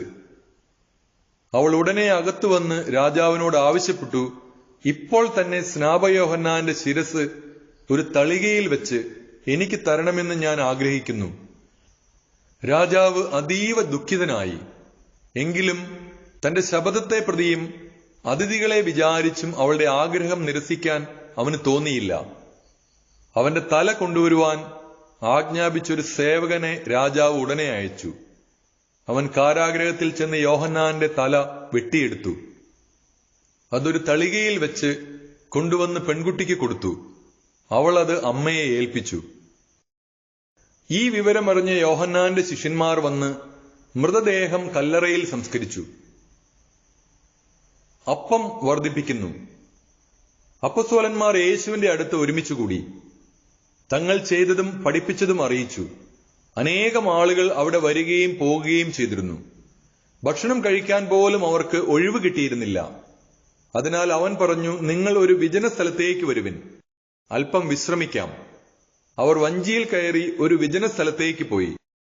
പലരും അവരെ കാണുകയും തിരിച്ചറിയുകയും ചെയ്തു. എല്ലാ പട്ടണങ്ങളിലും നിന്ന് ജനങ്ങൾ കരവഴി ഓടി അവർക്ക് മുമ്പേ അവിടെ എത്തി. അവൻ കരക്കിറങ്ങിയപ്പോൾ വലിയൊരു ജനക്കൂട്ടത്തെ കണ്ടു. അവരോട് അവന് അനുകമ്പ തോന്നി. കാരണം അവർ ഇടയനില്ലാത്ത ആട്ടിൻപറ്റം പോലെ ആയിരുന്നു. അവൻ അവരെ പല കാര്യങ്ങളും പഠിപ്പിക്കാൻ തുടങ്ങി. നേരം വൈകിയപ്പോൾ ശിഷ്യന്മാർ അവന്റെ അടുത്തുവന്ന് പറഞ്ഞു, ഇത് ഒരു വിജന പ്രദേശമാണല്ലോ, സമയവും വൈകിയിരിക്കുന്നു. ചുറ്റുമുള്ള നാട്ടിൻപുറങ്ങളിലും ഗ്രാമങ്ങളിലും ചെന്ന് എന്തെങ്കിലും വാങ്ങി ഭക്ഷിക്കാൻ അവരെ പറഞ്ഞയക്കുക. അവൻ പ്രതിവചിച്ചു, നിങ്ങൾ തന്നെ അവർക്ക് ഭക്ഷിക്കാൻ കൊടുക്കുവിൻ. അവർ പറഞ്ഞു, ഞങ്ങൾ ചെന്ന് 200 ദനാറയ്ക്ക് അപ്പം വാങ്ങിക്കൊണ്ടുവന്ന് അവർക്ക് ഭക്ഷിക്കാൻ കൊടുക്കട്ടെയോ? അവൻ ചോദിച്ചു, നിങ്ങളുടെ കൈവശം എത്ര അപ്പമുണ്ട്? ചെന്നു നോക്കുവിൻ. അവർ ചെന്ന് നോക്കിയിട്ട് പറഞ്ഞു, 5 അപ്പവും 2 മീനും. പുൽത്തകിടിയിൽ കൂട്ടമായി ഇരിക്കാൻ അവൻ ജനങ്ങൾക്ക് നിർദ്ദേശം നൽകി. 100ഉം 50ഉം വീതമുള്ള കൂട്ടങ്ങളായി അവർ ഇരുന്നു. അവൻ 5 അപ്പവും 2 മീനും എടുത്ത് സ്വർഗത്തിലേക്ക് നോക്കി കൃതജ്ഞതാ സ്തോത്രം ചെയ്ത് അപ്പം മുറിച്ചതിനു ശേഷം ജനങ്ങൾക്ക് വിളമ്പാൻ ശിഷ്യന്മാരെ ഏൽപ്പിച്ചു. ആ 2 മീനും അവൻ എല്ലാവർക്കുമായി വിഭജിച്ചു. അവരെല്ലാവരും ഭക്ഷിച്ച് തൃപ്തരായി. ബാക്കി വന്ന അപ്പക്കഷണങ്ങളും മീനും 12 കുട്ട നിറയെ അവർ ശേഖരിച്ചു. അപ്പം ഭക്ഷിച്ചവർ 5000 പുരുഷന്മാരായിരുന്നു. യേശു വെള്ളത്തിനു മീതെ നടക്കുന്നു. താൻ ജനക്കൂട്ടത്തെ പിരിച്ചുവിടുമ്പോഴേക്കും വഞ്ചിയിൽ കയറി തനിക്ക് മുമ്പേ മറുകരയിലുള്ള ബേത്സയിദയിലേക്ക് പോകാൻ അവൻ ശിഷ്യന്മാരെ നിർബന്ധിച്ചു. ആളുകളോട് യാത്ര പറഞ്ഞ ശേഷം അവൻ പ്രാർത്ഥിക്കാൻ മലയിലേക്ക് പോയി. വൈകുന്നേരമായപ്പോൾ വഞ്ചി നടുക്കടലിലായിരുന്നു. അവൻ തനിച്ച് കരയിലും. അവർ വഞ്ചി തുഴഞ്ഞ് അവശരായി എന്ന് അവൻ മനസ്സിലാക്കി. കാരണം കാറ്റ് പ്രതികൂലമായിരുന്നു. രാത്രിയുടെ 4-ാം യാമത്തിൽ അവൻ കടലിന് മീതെ നടന്ന് അവരുടെ അടുത്തെത്തി. അവരെ കടന്നു പോകാൻ ഭാവിച്ചു. അവൻ കടലിന് മീതെ നടക്കുന്നത് കണ്ട് അതൊരു ഭൂതമായിരിക്കുമെന്ന് കരുതി അവർ നിലവിളിച്ചു. അവരെല്ലാവരും അവനെ കണ്ട് പരിഭ്രമിച്ചു പോയി. ഉടനെ അവൻ അവരോട് സംസാരിച്ചു, ധൈര്യമായിരിക്കുവിൻ, ഞാനാണ്, ഭയപ്പെടേണ്ട. അവൻ വഞ്ചിയിൽ കയറി. അപ്പോൾ കാറ്റ് ശമിച്ചു. അവർ ആശ്ചര്യഭരിതരായി. കാരണം അപ്പത്തെക്കുറിച്ച് അവർ ഗ്രഹിച്ചിരുന്നില്ല. അവരുടെ ഹൃദയം മന്ദീഭവിച്ചിരുന്നു. ഗനേസറത്തിലെ അത്ഭുതങ്ങൾ. അവർ കടൽ കടന്ന് ഗനേസറത്തിലെത്തി. വഞ്ചി കരയ്ക്കടുപ്പിച്ചു. കരയ്ക്കിറങ്ങിയപ്പോൾ തന്നെ ആളുകൾ അവനെ തിരിച്ചറിഞ്ഞു. അവർ സമീപ പ്രദേശങ്ങളിലെല്ലാം ഓടി നടന്ന് രോഗികളെ കിടക്കയിലെടുത്ത് അവനുണ്ടെന്ന് കേട്ട സ്ഥലത്തേക്ക് കൊണ്ടുവരാൻ തുടങ്ങി. ഗ്രാമങ്ങളിലോ നഗരങ്ങളിലോ നാട്ടിൻപുറങ്ങളിലോ അവൻ ചെന്നിടത്തൊക്കെ ആളുകൾ രോഗികളെ കൊണ്ടുവന്ന് പൊതുസ്ഥലങ്ങളിൽ കിടത്തിയിരുന്നു. അവന്റെ വസ്ത്രത്തിന്റെ വിളുമ്പിലെങ്കിലും സ്പർശിക്കാൻ അനുവദിക്കണമെന്ന് അവർ അപേക്ഷിച്ചു. സ്പർശിച്ചവരെല്ലാം സുഖം പ്രാപിക്കുകയും ചെയ്തു. വിശുദ്ധ മർക്കോസ് എഴുതിയ സുവിശേഷം 7-ാം അധ്യായം. പാരമ്പര്യത്തെക്കുറിച്ച് തർക്കം. ഫരിസേയരും ജെറുസലേമിൽ നിന്ന് വന്ന ചില നിയമജ്ഞരും യേശുവിന് ചുറ്റും കൂടി. അവന്റെ ശിഷ്യന്മാരിൽ ചിലർ കൈ കഴുകി ശുദ്ധി വരുത്താതെ ഭക്ഷണം കഴിക്കുന്നത് അവർ കണ്ടു. പൂർവികരുടെ പാരമ്പര്യമനുസരിച്ച് ഫരിസേയരും യഹൂദരും കൈ കഴുകാതെ ഭക്ഷണം കഴിക്കാറില്ല. പൊതുസ്ഥലത്ത് നിന്ന് വരുമ്പോഴും ദേഹശുദ്ധി വരുത്താതെ അവർ ഭക്ഷണം കഴിക്കുകയില്ല. കോപ്പകളുടെയും കലങ്ങളുടെയും ഓട്ടുപാത്രങ്ങളുടെയും ക്ഷാളനം തുടങ്ങി മറ്റു പല പാരമ്പര്യങ്ങളും അവർ അനുഷ്ഠിച്ചു പോന്നു. ഫരിസേയരും നിയമജ്ഞരും അവനോട് ചോദിച്ചു, നിന്റെ ശിഷ്യന്മാർ പൂർവികരുടെ പാരമ്പര്യത്തിന് വിപരീതമായി അശുദ്ധമായ കൈകൊണ്ട് ഭക്ഷിക്കുന്നതെന്ത്? അവൻ പറഞ്ഞു, കപടനാട്യക്കാരായ നിങ്ങളെക്കുറിച്ച് യേശയ്യ ശരിയായി തന്നെ പ്രവചിച്ചു. അവൻ എഴുതിയിരിക്കുന്നു, ഈ ജനം അധരങ്ങൾ കൊണ്ട് എന്നെ ബഹുമാനിക്കുന്നു, എന്നാൽ അവരുടെ ഹൃദയം എന്നിൽ നിന്ന് വളരെ ദൂരെയാണ്. വ്യർത്ഥമായി അവർ എന്നെ ആരാധിക്കുന്നു. മനുഷ്യരുടെ കൽപ്പനകൾ പ്രമാണങ്ങളായി പഠിപ്പിക്കുകയും ചെയ്യുന്നു. ദൈവത്തിന്റെ കൽപ്പന ഉപേക്ഷിച്ച് മനുഷ്യരുടെ പാരമ്പര്യം നിങ്ങൾ മുറുകെ പിടിക്കുന്നു. അവൻ തുടർന്നു, നിങ്ങളുടെ പാരമ്പര്യം പാലിക്കാൻ വേണ്ടി നിങ്ങൾ കൗശലപൂർവം ദൈവകൽപ്പന അവഗണിക്കുന്നു. എന്തെന്നാൽ നിന്റെ പിതാവിനെയും മാതാവിനെയും ബഹുമാനിക്കുക, പിതാവിനെയോ മാതാവിനെയോ ദുഷിച്ചു പറയുന്നവൻ മരിക്കട്ടെ എന്ന് മോശ പറഞ്ഞിട്ടുണ്ട്. എന്നാൽ ഒരുവൻ തന്റെ പിതാവിനോടോ മാതാവിനോടോ നിങ്ങൾക്ക് എന്നിൽ നിന്ന് ലഭിക്കേണ്ടത് ഖുർബാൻ, അതായത് വഴിപാട് ആണ് എന്ന് പറഞ്ഞാൽ മതി എന്ന് നിങ്ങൾ പറയുന്നു. പിന്നെ പിതാവിനോ മാതാവിനോ വേണ്ടി യാതൊന്നും ചെയ്യാൻ നിങ്ങൾ അവനെ ഒരിക്കലും അനുവദിക്കുന്നുമില്ല. അങ്ങനെ നിങ്ങൾക്ക് ലഭിച്ച പാരമ്പര്യം വഴി ദൈവവചനം നിങ്ങൾ നിരർത്ഥകമാക്കുന്നു. ഇതുപോലെ പലതും നിങ്ങൾ ചെയ്യുന്നു. ആന്തരികവും ബാഹ്യവുമായ ശുദ്ധി. ജനങ്ങളെ വീണ്ടും അടുത്തേക്ക് വിളിച്ചവൻ പറഞ്ഞു, നിങ്ങളെല്ലാവരും എന്റെ വാക്ക് കേട്ട് മനസ്സിലാക്കുവിൻ. പുറമേ നിന്ന് ഉള്ളിലേക്ക് കടന്ന് ഒരുവനെ അശുദ്ധനാക്കാൻ ഒന്നിനും കഴിയുകയില്ല. എന്നാൽ ഉള്ളിൽ നിന്ന് പുറപ്പെടുന്നവയാണ് അവനെ അശുദ്ധനാക്കുന്നത്. കേൾക്കാൻ ചെവിയുള്ളവൻ കേൾക്കട്ടെ. അവൻ ജനങ്ങളെ വിട്ട് ഭവനത്തിലെത്തിയപ്പോൾ ഈ ഉപമയെക്കുറിച്ച് ശിഷ്യന്മാർ ചോദിച്ചു. അവൻ പറഞ്ഞു, നിങ്ങളും വിവേചന ശക്തി ഇല്ലാത്തവരാണോ? പുറമേ നിന്ന് മനുഷ്യന്റെ ഉള്ളിൽ പ്രവേശിക്കുന്ന ഒന്നിനും അവനെ അശുദ്ധനാക്കാൻ സാധിക്കുകയില്ലെന്ന് നിങ്ങൾ മനസ്സിലാക്കുന്നില്ലേ? കാരണം അവ മനുഷ്യന്റെ ഹൃദയത്തിൽ പ്രവേശിക്കുന്നില്ല, പിന്നെയോ ഉദരത്തിലേക്ക് കടക്കുകയും വിസർജിക്കപ്പെടുകയും ചെയ്യുന്നു. എല്ലാ ഭക്ഷണപദാർത്ഥങ്ങളും ശുദ്ധമാണെന്ന് അങ്ങനെ അവൻ പ്രഖ്യാപിച്ചു. അവൻ തുടർന്നു, ഒരുവന്റെ ഉള്ളിൽ നിന്ന് പുറപ്പെടുന്ന കാര്യങ്ങളാണ് അവനെ അശുദ്ധനാക്കുന്നത്.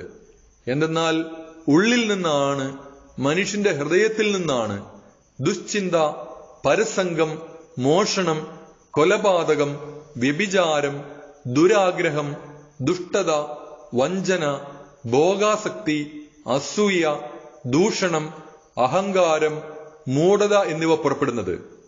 ഈ തിന്മകളെല്ലാം ഉള്ളിൽ നിന്ന് വരുന്നു.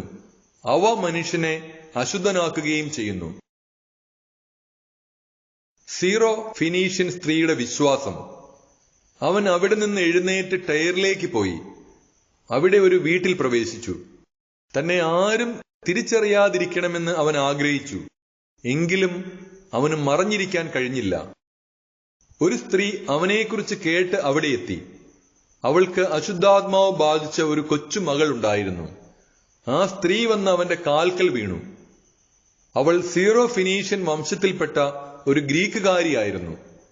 തന്റെ മകളിൽ നിന്ന് പിശാചിനെ ബഹിഷ്കരിക്കണമെന്ന് അവൾ അവനോട് അപേക്ഷിച്ചു.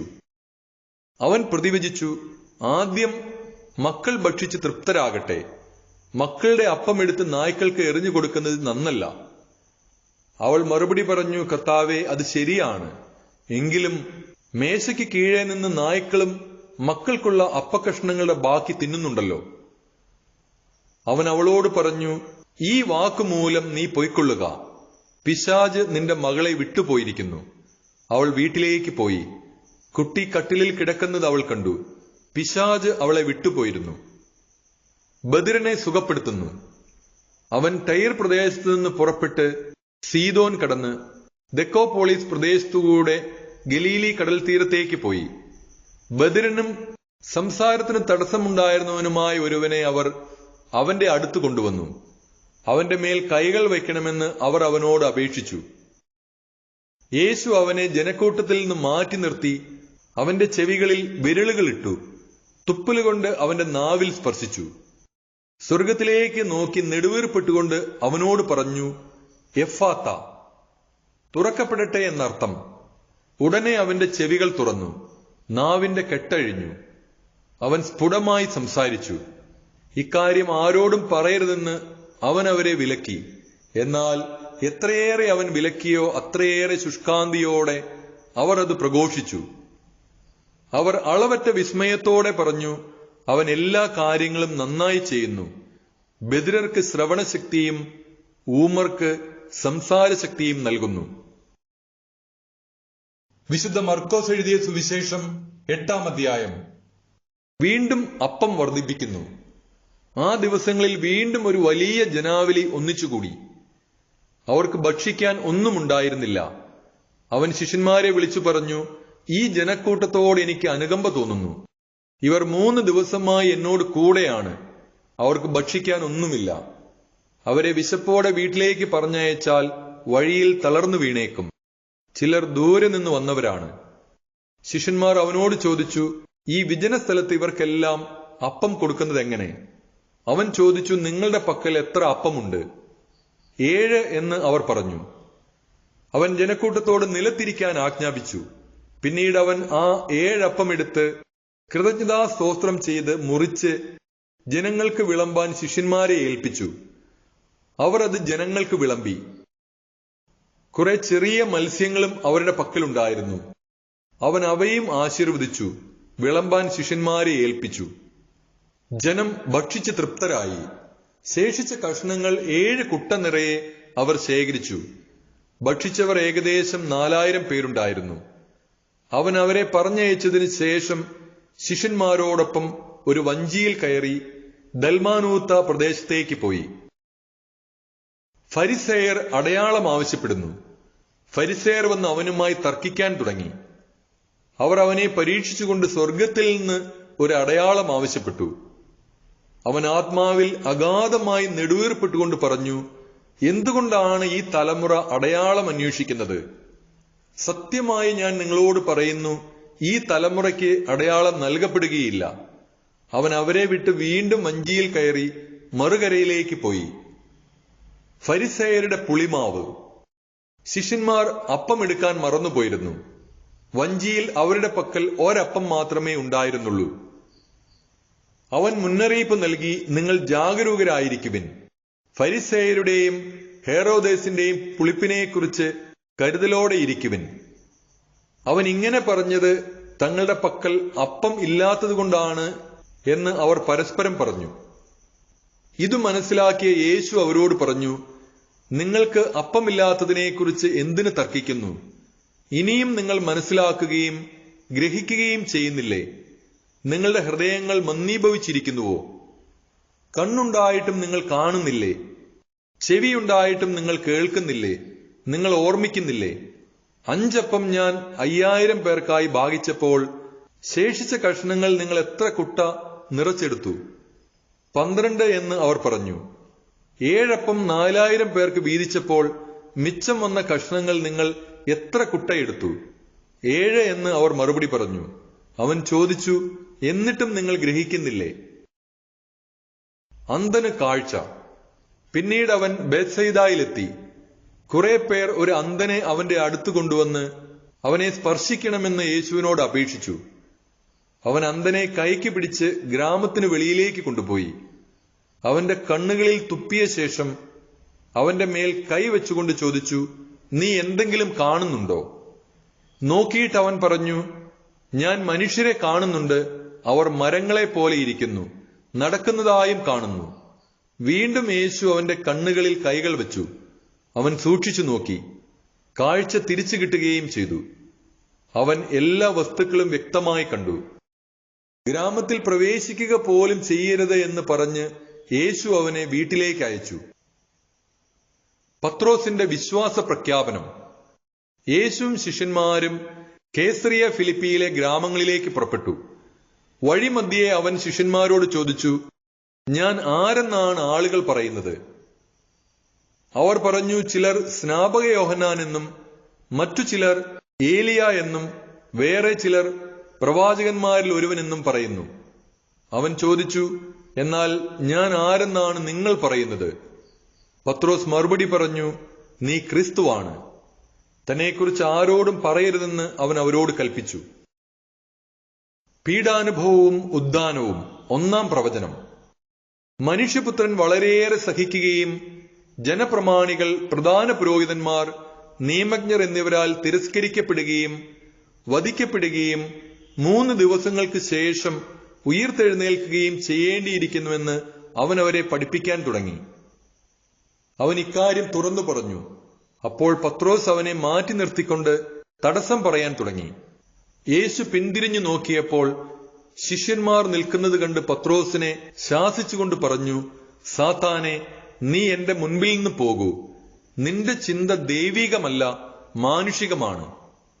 അവൻ ശിഷ്യന്മാരോടൊപ്പം ജനക്കൂട്ടത്തെയും തന്റെ അടുത്തേക്ക് വിളിച്ചു വരുത്തി അവരോട് പറഞ്ഞു, ആരെങ്കിലും എന്നെ അനുഗമിക്കാൻ ആഗ്രഹിക്കുന്നെങ്കിൽ അവൻ തന്നെ തന്നെ പരിത്യജിച്ച് തന്റെ കുരിശുമെടുത്ത് എന്നെ അനുഗമിക്കട്ടെ. സ്വന്തം ജീവൻ രക്ഷിക്കാൻ ആഗ്രഹിക്കുന്നവൻ അത് നഷ്ടപ്പെടുത്തും. ആരെങ്കിലും എനിക്ക് വേണ്ടിയോ സുവിശേഷത്തിനു വേണ്ടിയോ സ്വന്തം ജീവൻ നഷ്ടപ്പെടുത്തിയാൽ അവൻ അതിനെ രക്ഷിക്കും. ഒരുവൻ ലോകം മുഴുവൻ നേടിയാലും തന്റെ ആത്മാവിനെ നഷ്ടപ്പെടുത്തിയാൽ അതുകൊണ്ട് അവൻ എന്തു പ്രയോജനം? മനുഷ്യൻ സ്വന്തം ആത്മാവിന് പകരമായി എന്തു കൊടുക്കും? പാപം നിറഞ്ഞതും അവിശ്വസ്തവുമായ ഈ തലമുറയിൽ എന്നെക്കുറിച്ചോ എന്റെ വചനങ്ങളെക്കുറിച്ചോ ലജ്ജിക്കുന്നവനെപ്പറ്റി മനുഷ്യപുത്രനും തന്റെ പിതാവിന്റെ മഹത്വത്തിൽ പരിശുദ്ധ ദൂതന്മാരോട് കൂടെ വരുമ്പോൾ ലജ്ജിക്കും. വിശുദ്ധ മർക്കോസ് എഴുതിയ സുവിശേഷം 9-ാം അധ്യായം. അവൻ അവരോട് പറഞ്ഞു, ദൈവരാജ്യം ശക്തിയോടെ സമാഗതമാകുന്നത് കാണുന്നതുവരെ മരിക്കുകയില്ലാത്ത ചിലർ ഇവിടെ നിൽക്കുന്നവരിലുണ്ടെന്ന് സത്യമായി ഞാൻ നിങ്ങളോട് പറയുന്നു. യേശു രൂപാന്തരപ്പെടുന്നു. 6 ദിവസം കഴിഞ്ഞ് പത്രോസ്, യാക്കോബ്, യോഹന്നാൻ എന്നിവരെ മാത്രം കൂട്ടിക്കൊണ്ട് യേശു ഒരു ഉയർന്ന മലയിലേക്ക് പോയി. അവൻ അവരുടെ മുമ്പിൽ വെച്ച് രൂപാന്തരപ്പെട്ടു. അവന്റെ വസ്ത്രങ്ങൾ ഭൂമിയിലെ ഏതൊരു അലക്കുകാരനും വെളുപ്പിക്കാൻ കഴിയുന്നതിനേക്കാൾ വെണ്മയും തിളക്കവുമുള്ളവയായി. ഏലിയായും മോശയും പ്രത്യക്ഷപ്പെട്ട് യേശുവിനോട് സംസാരിച്ചു കൊണ്ടിരുന്നു. അപ്പോൾ പത്രോസ് യേശുവിനോട് പറഞ്ഞു, ഗുരോ, നാം ഇവിടെ ആയിരിക്കുന്നത് നല്ലതാണ്. ഞങ്ങൾ 3 കൂടാരങ്ങൾ ഉണ്ടാക്കാം. ഒന്ന് നിനക്ക്, ഒന്ന് മോശയ്ക്ക്, ഒന്ന് ഏലിയായ്ക്ക്. എന്താണ് പറയേണ്ടതെന്ന് അവൻ അറിഞ്ഞുകൂടായിരുന്നു. അവർ അത്രയ്ക്ക് ഭയപ്പെട്ടിരുന്നു. അപ്പോൾ ഒരു മേഘം വന്ന് അവരെ ആവരണം ചെയ്തു. മേഘത്തിൽ നിന്ന് ഒരു സ്വരം പുറപ്പെട്ടു, ഇവൻ എന്റെ പ്രിയപുത്രൻ, ഇവന്റെ വാക്ക് ശ്രവിക്കുവിൻ. അവർ ചുറ്റും നോക്കി യേശുവിനെ അല്ലാതെ മറ്റാരെയും തങ്ങളോട് കൂടെ അവർ കണ്ടില്ല. അവർ കണ്ട കാര്യങ്ങൾ മനുഷ്യപുത്രൻ മരിച്ചവരിൽ നിന്ന് ഉയർക്കുന്നതുവരെ ആരോടും പറയരുതെന്ന് മലയിൽ നിന്ന് ഇറങ്ങിപ്പോരുമ്പോൾ അവൻ അവരോട് കൽപ്പിച്ചു. മരിച്ചവരിൽ നിന്ന് ഉയർക്കുക എന്നത് എന്താണെന്ന് ചിന്തിച്ചുകൊണ്ട് അവർ ഈ വചനം രഹസ്യമായി സൂക്ഷിച്ചു. അവർ അവനോട് ചോദിച്ചു, ഏലിയ ആദ്യം വരണമെന്ന് നിയമജ്ഞർ പറയുന്നത് എന്തുകൊണ്ടാണ്? അവൻ പറഞ്ഞു, ഏലിയ ആദ്യമേ വന്ന് എല്ലാം പുനഃസ്ഥാപിക്കും. മനുഷ്യപുത്രൻ വളരെ പീഡകൾ സഹിക്കുകയും നിന്ദനങ്ങൾ ഏൽക്കുകയും ചെയ്യണമെന്ന് എഴുതപ്പെട്ടിരിക്കുന്നത് എന്തുകൊണ്ട്? ഞാൻ നിങ്ങളോട് പറയുന്നു, ഏലിയ വന്നു കഴിഞ്ഞു. അവനെക്കുറിച്ച് എഴുതപ്പെട്ടിരിക്കുന്നത് പോലെ തന്നെ തങ്ങൾക്കിഷ്ടമുള്ളതെല്ലാം അവർ അവനോട് ചെയ്തു. പിശാച് ബാധിച്ച ബാലനെ സുഖപ്പെടുത്തുന്നു. അവർ ശിഷ്യന്മാരുടെ അടുത്തെത്തിയപ്പോൾ വലിയൊരു ജനക്കൂട്ടം അവരുടെ ചുറ്റും കൂടിയിരിക്കുന്നതും നിയമജ്ഞർ അവരോട് തർക്കിച്ചുകൊണ്ടിരിക്കുന്നതും കണ്ടു. അവനെ കണ്ടയുടനെ ജനക്കൂട്ടം മുഴുവൻ വിസ്മയഭരിതരായി ഓടിക്കൂടി അവനെ അഭിവാദനം ചെയ്തു. അവൻ അവരോട് ചോദിച്ചു, നിങ്ങൾ എന്താണ് അവരുമായി തർക്കിക്കുന്നത്? ജനക്കൂട്ടത്തിൽ ഒരാൾ മറുപടി പറഞ്ഞു, ഗുരോ, ഞാൻ എന്റെ മകനെ അങ്ങയുടെ അടുത്ത് കൊണ്ടുവന്നിട്ടുണ്ട്. മൂകനായ ഒരു ആത്മാവ് അവനെ ആവേശിച്ചിരിക്കുന്നു. അത് എവിടെ വെച്ച് അവനെ പിടികൂടിയാലും അവനെ നിലം പതിപ്പിക്കുന്നു. അപ്പോൾ അവൻ പല്ല് കടിക്കുകയും നുരയും പതയും പുറപ്പെടുവിക്കുകയും മരവിച്ചു പോവുകയും ചെയ്യുന്നു. അതിനെ ബഹിഷ്കരിക്കാൻ അങ്ങയുടെ ശിഷ്യന്മാരോട് ഞാൻ അപേക്ഷിച്ചു, അവർക്ക് കഴിഞ്ഞില്ല. അവൻ അവരോട് പ്രതിവചിച്ചു, വിശ്വാസമില്ലാത്ത തലമുറയെ, എത്ര നാൾ ഞാൻ നിങ്ങളോട് കൂടെ ഉണ്ടായിരിക്കും? എത്ര നാൾ ഞാൻ നിങ്ങളോട് ക്ഷമിച്ചിരിക്കും? അവനെ എന്റെ അടുക്കൽ കൊണ്ടുവരൂ. അവർ അവനെ അവന്റെ അടുക്കൽ കൊണ്ടുവന്നു. അവനെ കണ്ടയുടനെ ആത്മാവ് കുട്ടിയെ തള്ളിയിട്ടു. അവൻ നിലത്ത് വീണ് ഉരുളുകയും അവന്റെ വായിലൂടെ നുരയും പതയും പുറപ്പെടുകയും ചെയ്തു. യേശു അവന്റെ പിതാവിനോട് ചോദിച്ചു, ഇത് തുടങ്ങിയിട്ട് എത്ര കാലമായി? അവൻ പറഞ്ഞു, ശൈശവം മുതൽ.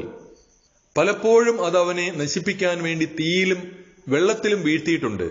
എന്തെങ്കിലും ചെയ്യാൻ നിനക്ക് കഴിയുമെങ്കിൽ ഞങ്ങളുടെ മേൽ കരുണ തോന്നി ഞങ്ങളെ സഹായിക്കണമേ. യേശു പറഞ്ഞു, കഴിയുമെങ്കിലെന്നോ? വിശ്വസിക്കുന്നവൻ എല്ലാ കാര്യങ്ങളും സാധിക്കും. ഉടനെ കുട്ടിയുടെ പിതാവ് വിളിച്ചു പറഞ്ഞു, ഞാൻ വിശ്വസിക്കുന്നു, എന്റെ അവിശ്വാസം പരിഹരിച്ച് എന്നെ സഹായിക്കണമേ. ജനങ്ങൾ ഓടിക്കൂടുന്നത് കണ്ട് യേശു അശുദ്ധാത്മാവിനെ ശകാരിച്ചു. മൂകനും ബധിരനുമായ ആത്മാവെ, നിന്നോട് ഞാൻ ആജ്ഞാപിക്കുന്നു, അവനിൽ നിന്ന് പുറത്തു പോവുക. ഇനി ഒരിക്കലും അവനിൽ പ്രവേശിക്കരുത്. അപ്പോൾ അവനെ ശക്തിയായ നിലത്ത് തള്ളിയിടുകയും ഉച്ചത്തിൽ നിലവിളിക്കുകയും ചെയ്തുകൊണ്ട് അത് പുറത്തുപോയി. ബാലൻ മരിച്ചവനെ പോലെയായി. അവൻ മരിച്ചുപോയി എന്ന് പലരും പറഞ്ഞു. യേശു അവനെ കൈക്ക് പിടിച്ചുയർത്തി. അവൻ എഴുന്നേറ്റിരുന്നു. യേശു വീട്ടിലെത്തിയപ്പോൾ ശിഷ്യന്മാർ സ്വകാര്യമായി ചോദിച്ചു, എന്തുകൊണ്ടാണ് അതിനെ ബഹിഷ്കരിക്കാൻ ഞങ്ങൾക്ക് കഴിയാതെ പോയത്? അവൻ പറഞ്ഞു, പ്രാർത്ഥന കൊണ്ടും ഉപവാസം കൊണ്ടുമല്ലാതെ മറ്റൊന്നുകൊണ്ടും ഈ വർഗം പുറത്തു പോവുകയില്ല. പീഡാനുഭവവും ഉത്ഥാനവും. രണ്ടാം പ്രവചനം. അവർ അവിടെ നിന്ന് യാത്ര തിരിച്ച് ഗലീലയിലൂടെ കടന്നുപോയി. ഇക്കാര്യം ആരും അറിയരുതെന്ന് അവൻ ആഗ്രഹിച്ചു. കാരണം അവൻ ശിഷ്യന്മാരെ പഠിപ്പിക്കുകയായിരുന്നു. അവൻ പറഞ്ഞു, മനുഷ്യപുത്രൻ മനുഷ്യരുടെ കൈകളിൽ ഏൽപ്പിക്കപ്പെടുകയും അവർ അവനെ വധിക്കുകയും ചെയ്യും. അവൻ വധിക്കപ്പെട്ട് 3 ദിവസം കഴിയുമ്പോൾ ഉയിർത്തെഴുന്നേൽക്കും. ഈ വചനം അവർക്ക് മനസ്സിലായില്ല. എങ്കിലും അവനോട് ചോദിക്കാൻ അവർ ഭയപ്പെട്ടു. സ്വർഗരാജ്യത്തിലെ വലിയവൻ. അവർ പിന്നീട് കഫർനാമിലെത്തി. അവൻ വീട്ടിലായിരിക്കുമ്പോൾ അവരോട് ചോദിച്ചു, വഴിയിൽ വെച്ച് എന്തിനെക്കുറിച്ചാണ് നിങ്ങൾ തമ്മിൽ തർക്കിച്ചിരുന്നത്? അവർ നിശബ്ദരായിരുന്നതേയുള്ളൂ. കാരണം തങ്ങളിൽ ആരാണ് വലിയവൻ എന്നതിനെക്കുറിച്ചാണ് വഴിയിൽ വെച്ച് അവർ തർക്കിച്ചത്. അവൻ ഇരുന്നിട്ട് 12 പേരെയും വിളിച്ചു പറഞ്ഞു, ഒന്നാമനാകാൻ ആഗ്രഹിക്കുന്നവൻ അവസാനത്തവനും എല്ലാവരുടെയും ശുശ്രൂഷകനുമാകണം. അവൻ ഒരു ശിശുവിനെ എടുത്ത് അവരുടെ മധ്യേ നിർത്തി അവനെ കരങ്ങളിൽ വഹിച്ചുകൊണ്ട് പറഞ്ഞു, ഇതുപോലുള്ള ഒരു ശിശുവിനെ എന്റെ നാമത്തിൽ സ്വീകരിക്കുന്നവൻ എന്നെ സ്വീകരിക്കുന്നു. എന്നെ സ്വീകരിക്കുന്നവൻ എന്നെയല്ല, എന്നെ അയച്ചവനെയാണ് സ്വീകരിക്കുന്നത്. നമുക്കെതിരല്ലാത്തവൻ നമ്മുടെ ഭാഗത്താണ്. യോഹന്നാൻ അവനോട് പറഞ്ഞു, ഗുരോ, നിന്റെ നാമത്തിൽ പിശാചുക്കളെ പുറത്താക്കുന്ന ഒരാളെ ഞങ്ങൾ കണ്ടു. ഞങ്ങൾ അവനെ തടഞ്ഞു, കാരണം അവൻ നമ്മളെ അനുഗമിച്ചില്ല. യേശു പറഞ്ഞു, അവനെ തടയേണ്ട. ഒരുവന് എന്റെ നാമത്തിൽ അത്ഭുത പ്രവൃത്തി ചെയ്യാനും ഉടനെ എന്നെക്കുറിച്ച് ദൂഷണം പറയാനും സാധിക്കുകയില്ല. നമുക്കെതിരല്ലാത്തവൻ നമ്മുടെ പക്ഷത്താണ്. സത്യമായി ഞാൻ നിങ്ങളോട് പറയുന്നു, നിങ്ങൾ ക്രിസ്തുവിനുള്ളവരാകയാൽ അവന്റെ നാമത്തിൽ ആരെങ്കിലും നിങ്ങൾക്ക് ഒരു പാത്രം വെള്ളം കുടിക്കാൻ തന്നാൽ അവന് പ്രതിഫലം ലഭിക്കാതിരിക്കുകയില്ല. ദുഷ്പ്രേരണകൾ നൽകാതിരിക്കുക. വിശ്വസിക്കുന്ന ഈ ചെറിയവരിൽ ഒരുവന് ഇടർച്ച വരുത്തുന്നവൻ ആരായാലും അവന് കൂടുതൽ നല്ലത് ഒരു വലിയ തിരികല്ല് കഴുത്തിൽ കെട്ടി കടലിൽ എറിയപ്പെടുന്നതാണ്. നിന്റെ കൈ നിനക്ക് ദുഷ്പ്രേരണയ്ക്ക് കാരണമാകുന്നെങ്കിൽ അത് വെട്ടിക്കളയുക. 2 കൈകളുമുള്ളവനായി നരകത്തിലെ കെടാത്ത അഗ്നിയിൽ നിബദിക്കുന്നതിനേക്കാൾ നല്ലത് അംഗവിഹീനനായി ജീവനിലേക്ക് പ്രവേശിക്കുന്നതാണ്. നിന്റെ പാദം നിനക്ക് ദുഷ്പ്രേരണയ്ക്ക് കാരണമാകുന്നെങ്കിൽ അത് മുറിച്ചു കളയുക. 2 പാദങ്ങളുമുള്ളവനായി നരകത്തിൽ എറിയപ്പെടുന്നതിനേക്കാൾ നല്ലത് മുടന്തനായി ജീവനിലേക്ക് പ്രവേശിക്കുന്നതാണ്. നിന്റെ കണ്ണുമൂലം നിനക്ക് ദുഷ്പ്രേരണ ഉണ്ടാകുന്നെങ്കിൽ അത് ചൂഴ്ന്നെടുത്ത് എറിഞ്ഞു കളയുക. 2 കണ്ണുകളുമുള്ളവനായി പുഴു ചാകാത്തതും തീ കെടാത്തതുമായി നരകത്തിലേക്ക് എറിയപ്പെടുന്നതിനേക്കാൾ നല്ലത് ഒരു കണ്ണോടുകൂടെ ദൈവരാജ്യത്തിലേക്ക് പ്രവേശിക്കുന്നതാണ്. കാരണം എല്ലാവരും അഗ്നിയാൽ ഉറകൂട്ടപ്പെടും. ഉപ്പ് നല്ലതാണ്, എന്നാൽ ഉറ കെട്ടുപോയാൽ പിന്നെ എന്തുകൊണ്ട് അതിന് ഉറകൂട്ടും? നിങ്ങളിൽ ഉപ്പുണ്ടായിരിക്കട്ടെ, പരസ്പരം സമാധാനത്തിൽ വർത്തിക്കുകയും ചെയ്യുവിൻ. വിശുദ്ധ മർക്കോസ് എഴുതിയ സുവിശേഷം 10-ാം അധ്യായം. വിവാഹമോചനത്തെ സംബന്ധിച്ച പ്രബോധനം. അവൻ അവിടം വിട്ട് യൂദയായിലേക്കും ജോർദാനും മറുകരയിലേക്കും പോയി. വീണ്ടും ജനങ്ങൾ അവന്റെ അടുക്കൽ ഒരുമിച്ചുകൂടി. പതിവ് പോലെ അവൻ അവരെ പഠിപ്പിച്ചു. ഫരിസേയർ വന്ന് അവനെ പരീക്ഷിച്ചുകൊണ്ട് ചോദിച്ചു, ഭാര്യയെ ഉപേക്ഷിക്കുന്നത് നിയമാനുസൃതമാണോ? അവൻ മറുപടി പറഞ്ഞു, മോശ എന്താണ് നിങ്ങളോട് കൽപ്പിച്ചത്? അവർ പറഞ്ഞു, ഉപേക്ഷാപത്രം കൊടുത്ത് അവളെ ഉപേക്ഷിക്കാൻ മോശ അനുവദിച്ചിട്ടുണ്ട്. യേശു പറഞ്ഞു, നിങ്ങളുടെ ഹൃദയ കാഠിന്യം കൊണ്ടാണ് മോശ ഈ നിയമം നിങ്ങൾക്ക് വേണ്ടി എഴുതിയത്. എന്നാൽ സൃഷ്ടിയുടെ ആരംഭം മുതലേ ദൈവം അവരെ പുരുഷനും സ്ത്രീയുമായി സൃഷ്ടിച്ചു. ഇക്കാരണത്താൽ പുരുഷൻ പിതാവിനെയും മാതാവിനെയും വിടുകയും അവർ ഇരുവരും ഒരു ശരീരമായി തീരുകയും ചെയ്യും. പിന്നീട് ഒരിക്കലും അവർ രണ്ടല്ല, ഒറ്റ ശരീരമായിരിക്കും. അതിനാൽ ദൈവം സംയോജിപ്പിച്ചത് മനുഷ്യൻ വേർപെടുത്താതിരിക്കട്ടെ. ഇക്കാര്യത്തെക്കുറിച്ച് ശിഷ്യന്മാർ വീട്ടിൽ വെച്ച് വീണ്ടും അവനോട് ചോദിച്ചു. അവൻ പറഞ്ഞു, ഭാര്യയെ ഉപേക്ഷിച്ച് മറ്റൊരുവളെ വിവാഹം ചെയ്യുന്നവൻ വ്യഭിചാരം ചെയ്യുന്നു. ഭർത്താവിനെ ഉപേക്ഷിച്ച് മറ്റൊരാളെ വിവാഹം ചെയ്യുന്നവളും വ്യഭിചാരം ചെയ്യുന്നു. ശിശുക്കളെ അനുഗ്രഹിക്കുന്നു. അവൻ തൊട്ട് അനുഗ്രഹിക്കുന്നതിന് വേണ്ടി ശിശുക്കളെ അവന്റെ അടുക്കൽ അവർ കൊണ്ടുവന്നു. ശിഷ്യന്മാരാകട്ടെ അവരെ ശകാരിച്ചു. ഇത് കണ്ടപ്പോൾ യേശു കോപിച്ച് അവരോട് പറഞ്ഞു, ശിശുക്കളെ എന്റെ അടുത്ത് വരാൻ അനുവദിക്കുവിൻ, അവരെ തടയരുത്. എന്തെന്നാൽ ദൈവരാജ്യം അവരെ പോലെയുള്ളവരുടേതാണ്. സത്യമായി ഞാൻ നിങ്ങളോട് പറയുന്നു, ശിശുവിനെ പോലെ ദൈവരാജ്യം സ്വീകരിക്കാത്ത ആരും അതിൽ പ്രവേശിക്കുകയില്ല. അവൻ ശിശുക്കളെ എടുത്ത് അവരുടെ മേൽ കൈകൾ വെച്ച് അനുഗ്രഹിച്ചു. ധനികനും ദൈവരാജ്യവും. യേശു വഴിയിലേക്കിറങ്ങിയപ്പോൾ ഒരുവൻ ഓടിവന്ന് അവന്റെ മുൻപിൽ മുട്ടുകുത്തി ചോദിച്ചു, നല്ലവനായ ഗുരോ, നിത്യജീവൻ അവകാശമാക്കാൻ ഞാൻ എന്തു ചെയ്യണം? യേശു അവനോട് ചോദിച്ചു, എന്തുകൊണ്ടാണ് നീ എന്നെ നല്ലവൻ എന്ന് വിളിക്കുന്നത്? ദൈവം ഒരുവനല്ലാതെ നല്ലവനായി ആരുമില്ല. പ്രമാണങ്ങൾ നിനക്കറിയാമല്ലോ. കൊല്ലരുത്, വ്യഭിചാരം ചെയ്യരുത്, മോഷ്ടിക്കരുത്, കള്ളസാക്ഷ്യം നൽകരുത്, വഞ്ചിക്കരുത്, പിതാവിനെയും മാതാവിനെയും ബഹുമാനിക്കുക. അവൻ പറഞ്ഞു, ഗുരു, ചെറുപ്പം മുതൽ ഞാൻ ഇവയെല്ലാം പാലിക്കുന്നുണ്ട്. യേശു സ്നേഹപൂർവം അവനെ കടാക്ഷിച്ചുകൊണ്ട് പറഞ്ഞു, നിനക്ക് ഒരു കുറവുണ്ട്. പോയി നിനക്കുള്ളതെല്ലാം വിറ്റ് ദരിദ്രർക്ക് കൊടുക്കുക. അപ്പോൾ സ്വർഗത്തിൽ നിനക്ക് നിക്ഷേപമുണ്ടാകും. പിന്നെ വന്ന് എന്നെ അനുഗമിക്കുക. ഈ വചനം കേട്ടവൻ വിഷാദിച്ച് സങ്കടത്തോടെ തിരിച്ചുപോയി. കാരണം അവന് വളരെയേറെ സമ്പത്തുണ്ടായിരുന്നു. യേശു ചുറ്റും നോക്കി ശിഷ്യരോട് പറഞ്ഞു, സമ്പന്നൻ ദൈവരാജ്യത്തിൽ പ്രവേശിക്കുക എത്ര പ്രയാസം. അവന്റെ വാക്ക് കേട്ട് ശിഷ്യന്മാർ വിസ്മയിച്ചു. യേശു വീണ്ടും അവരോട് പറഞ്ഞു, മക്കളെ, ദൈവരാജ്യത്തിൽ പ്രവേശിക്കുക എത്ര പ്രയാസം. ധനവാൻ ദൈവരാജ്യത്തിൽ പ്രവേശിക്കുന്നതിനേക്കാൾ എളുപ്പം ഒട്ടകം സൂചിക്കുഴയിലൂടെ കടക്കുന്നതാണ്. അവർ അത്യന്തം വിസ്മയഭരിതരായി ചോദിച്ചു, അങ്ങനെയെങ്കിൽ രക്ഷപ്പെടാൻ ആർക്ക് കഴിയും? യേശു അവരുടെ നേരെ നോക്കി പറഞ്ഞു, മനുഷ്യന് ഇത് അസാധ്യമാണ്, ദൈവത്തിന് അങ്ങനെയല്ല, അവിടുത്തേക്കെല്ലാം സാധിക്കും. പത്രോസ് പറഞ്ഞു, ഇതാ, ഞങ്ങളെല്ലാം ഉപേക്ഷിച്ച് നിന്നെ അനുഗമിച്ചിരിക്കുന്നു. യേശു പ്രതിവചിച്ചു, സത്യമായി ഞാൻ നിങ്ങളോട് പറയുന്നു, എന്നെ പ്രതിയും സുവിശേഷത്തെ പ്രതിയും ഭവനത്തെയോ സഹോദരന്മാരെയോ സഹോദരിമാരെയോ മാതാവിനെയോ പിതാവിനെയോ മക്കളെയോ വയലുകളെയോ ത്യജിക്കുന്നവരിൽ ആർക്കും ഇവിടെ വെച്ച് തന്നെ 100 ഇരട്ടി ലഭിക്കാതിരിക്കുകയില്ല. ഭവനങ്ങളും സഹോദരന്മാരും സഹോദരിമാരും മാതാക്കളും മക്കളും വയലുകളും അവയോടൊപ്പം പീഡനങ്ങളും വരാനിരിക്കുന്ന കാലത്ത് നിത്യജീവനും. എന്നാൽ മുമ്പന്മാരിൽ പലരും പിമ്പന്മാരും പിമ്പന്മാരിൽ പലരും മുമ്പന്മാരുമാകും. പീഡാനുഭവവും ഉദ്ധാനവും. 3-ാം പ്രവചനം. അവർ ജെറുസലേമിലേക്കുള്ള വഴിയെ നടന്നു പോവുകയായിരുന്നു. യേശു അവരുടെ മുൻപിൽ നടന്നിരുന്നു.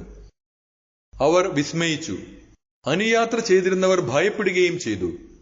അവൻ 12 പേരെയും അടുത്ത് വിളിച്ച് തനിക്ക് സംഭവിക്കാനിരിക്കുന്ന കാര്യങ്ങൾ പറയാൻ തുടങ്ങി. ഇതാ, നമ്മൾ ജെറുസലേമിലേക്ക് പോകുന്നു. മനുഷ്യപുത്രൻ പ്രധാന പുരോഹിതന്മാർക്കും നിയമജ്ഞന്മാർക്കും ഏൽപ്പിക്കപ്പെടും. അവർ അവനെ മരണത്തിന് വിധിക്കുകയും വിജാതിയർക്ക് ഏൽപ്പിച്ചു കൊടുക്കുകയും ചെയ്യും. അവർ അവനെ പരിഹസിക്കുകയും അവന്റെ മേൽ തുപ്പുകയും അവനെ പ്രഹരിക്കുകയും വധിക്കുകയും ചെയ്യും. 3 ദിവസത്തിന് ശേഷം അവൻ ഉയിർത്തെഴുന്നേൽക്കും. സെബദീപുത്രന്മാരുടെ അഭ്യർത്ഥന.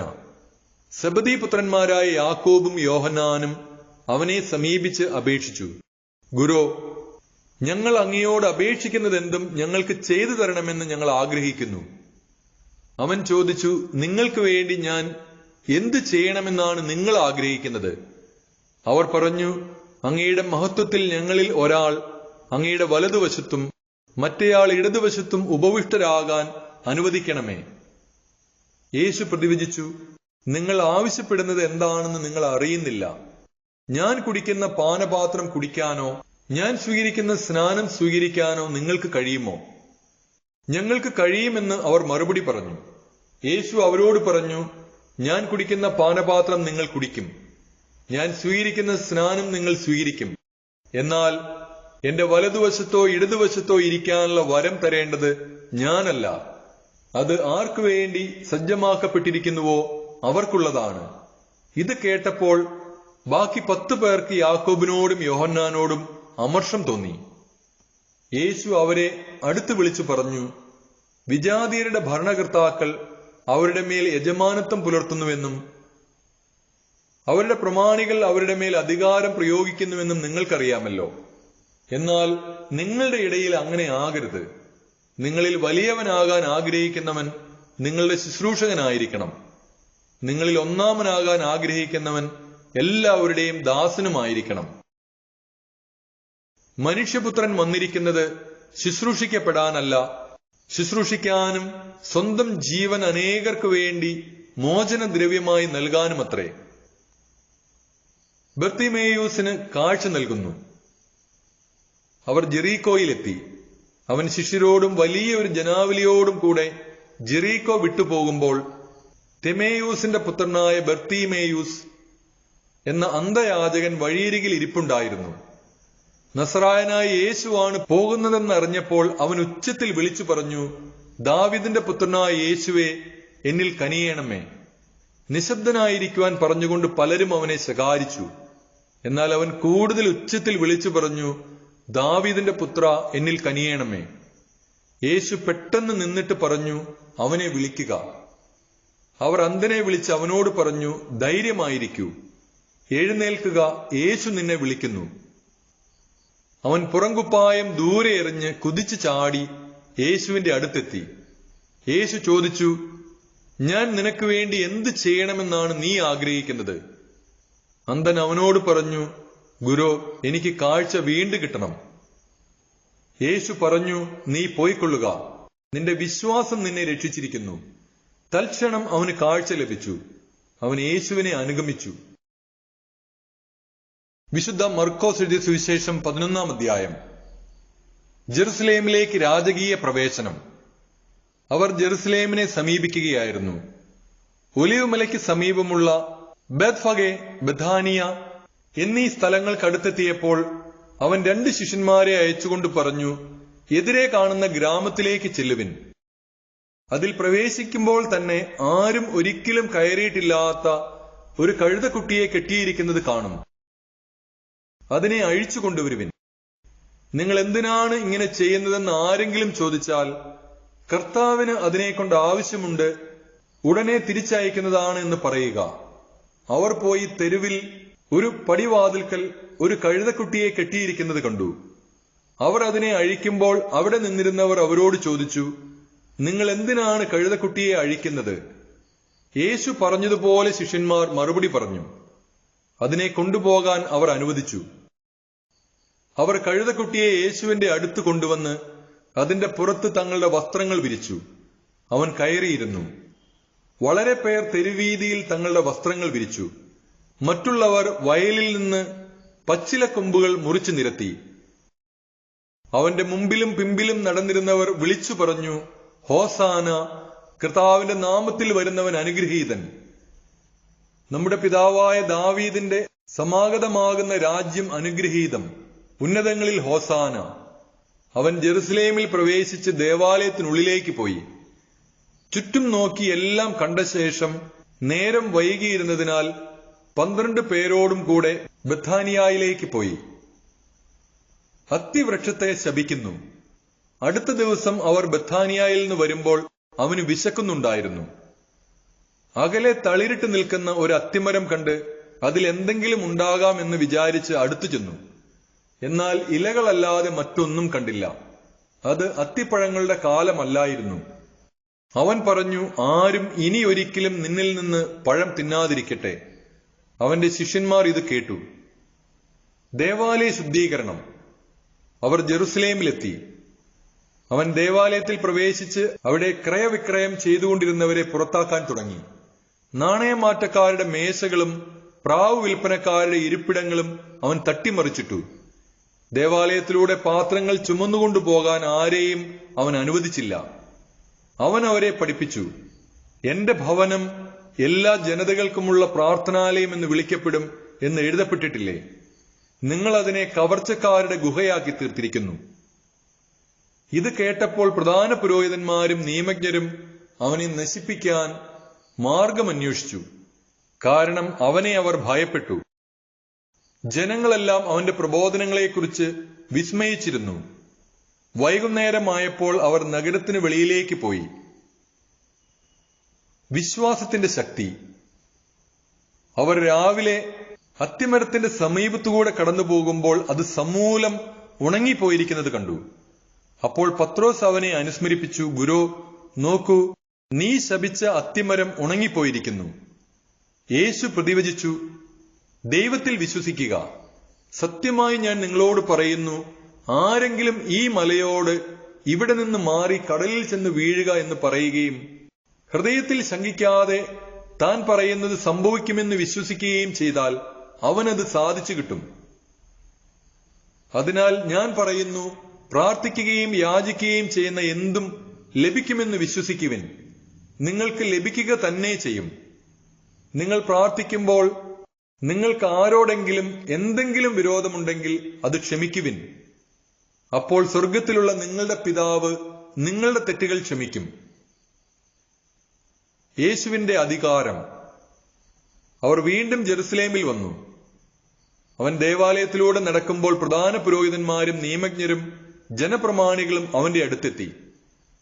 അവർ അവനോട് ചോദിച്ചു, എന്തധികാരത്താലാണ് നീ ഇവയൊക്കെ ചെയ്യുന്നത്? ഇവ പ്രവർത്തിക്കുന്നതിന് ആരാണ് നിനക്ക് അധികാരം നൽകിയത്? യേശു പറഞ്ഞു, ഞാൻ നിങ്ങളോടൊരു കാര്യം ചോദിക്കാം, എന്നോട് ഉത്തരം പറയുവിൻ. എന്തധികാരത്താലാണ് ഞാൻ ഇവ ചെയ്യുന്നതെന്ന് അപ്പോൾ പറയാം. യോഹന്നാന്റെ ജ്ഞാനസ്നാനം സ്വർഗത്തിൽ നിന്നോ മനുഷ്യരിൽ നിന്നോ? ഉത്തരം പറയുവിൻ.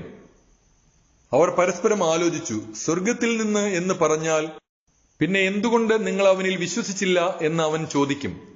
മനുഷ്യരിൽ നിന്ന് എന്ന് പറയാൻ അവർക്ക് ജനങ്ങളെ ഭയമായിരുന്നു.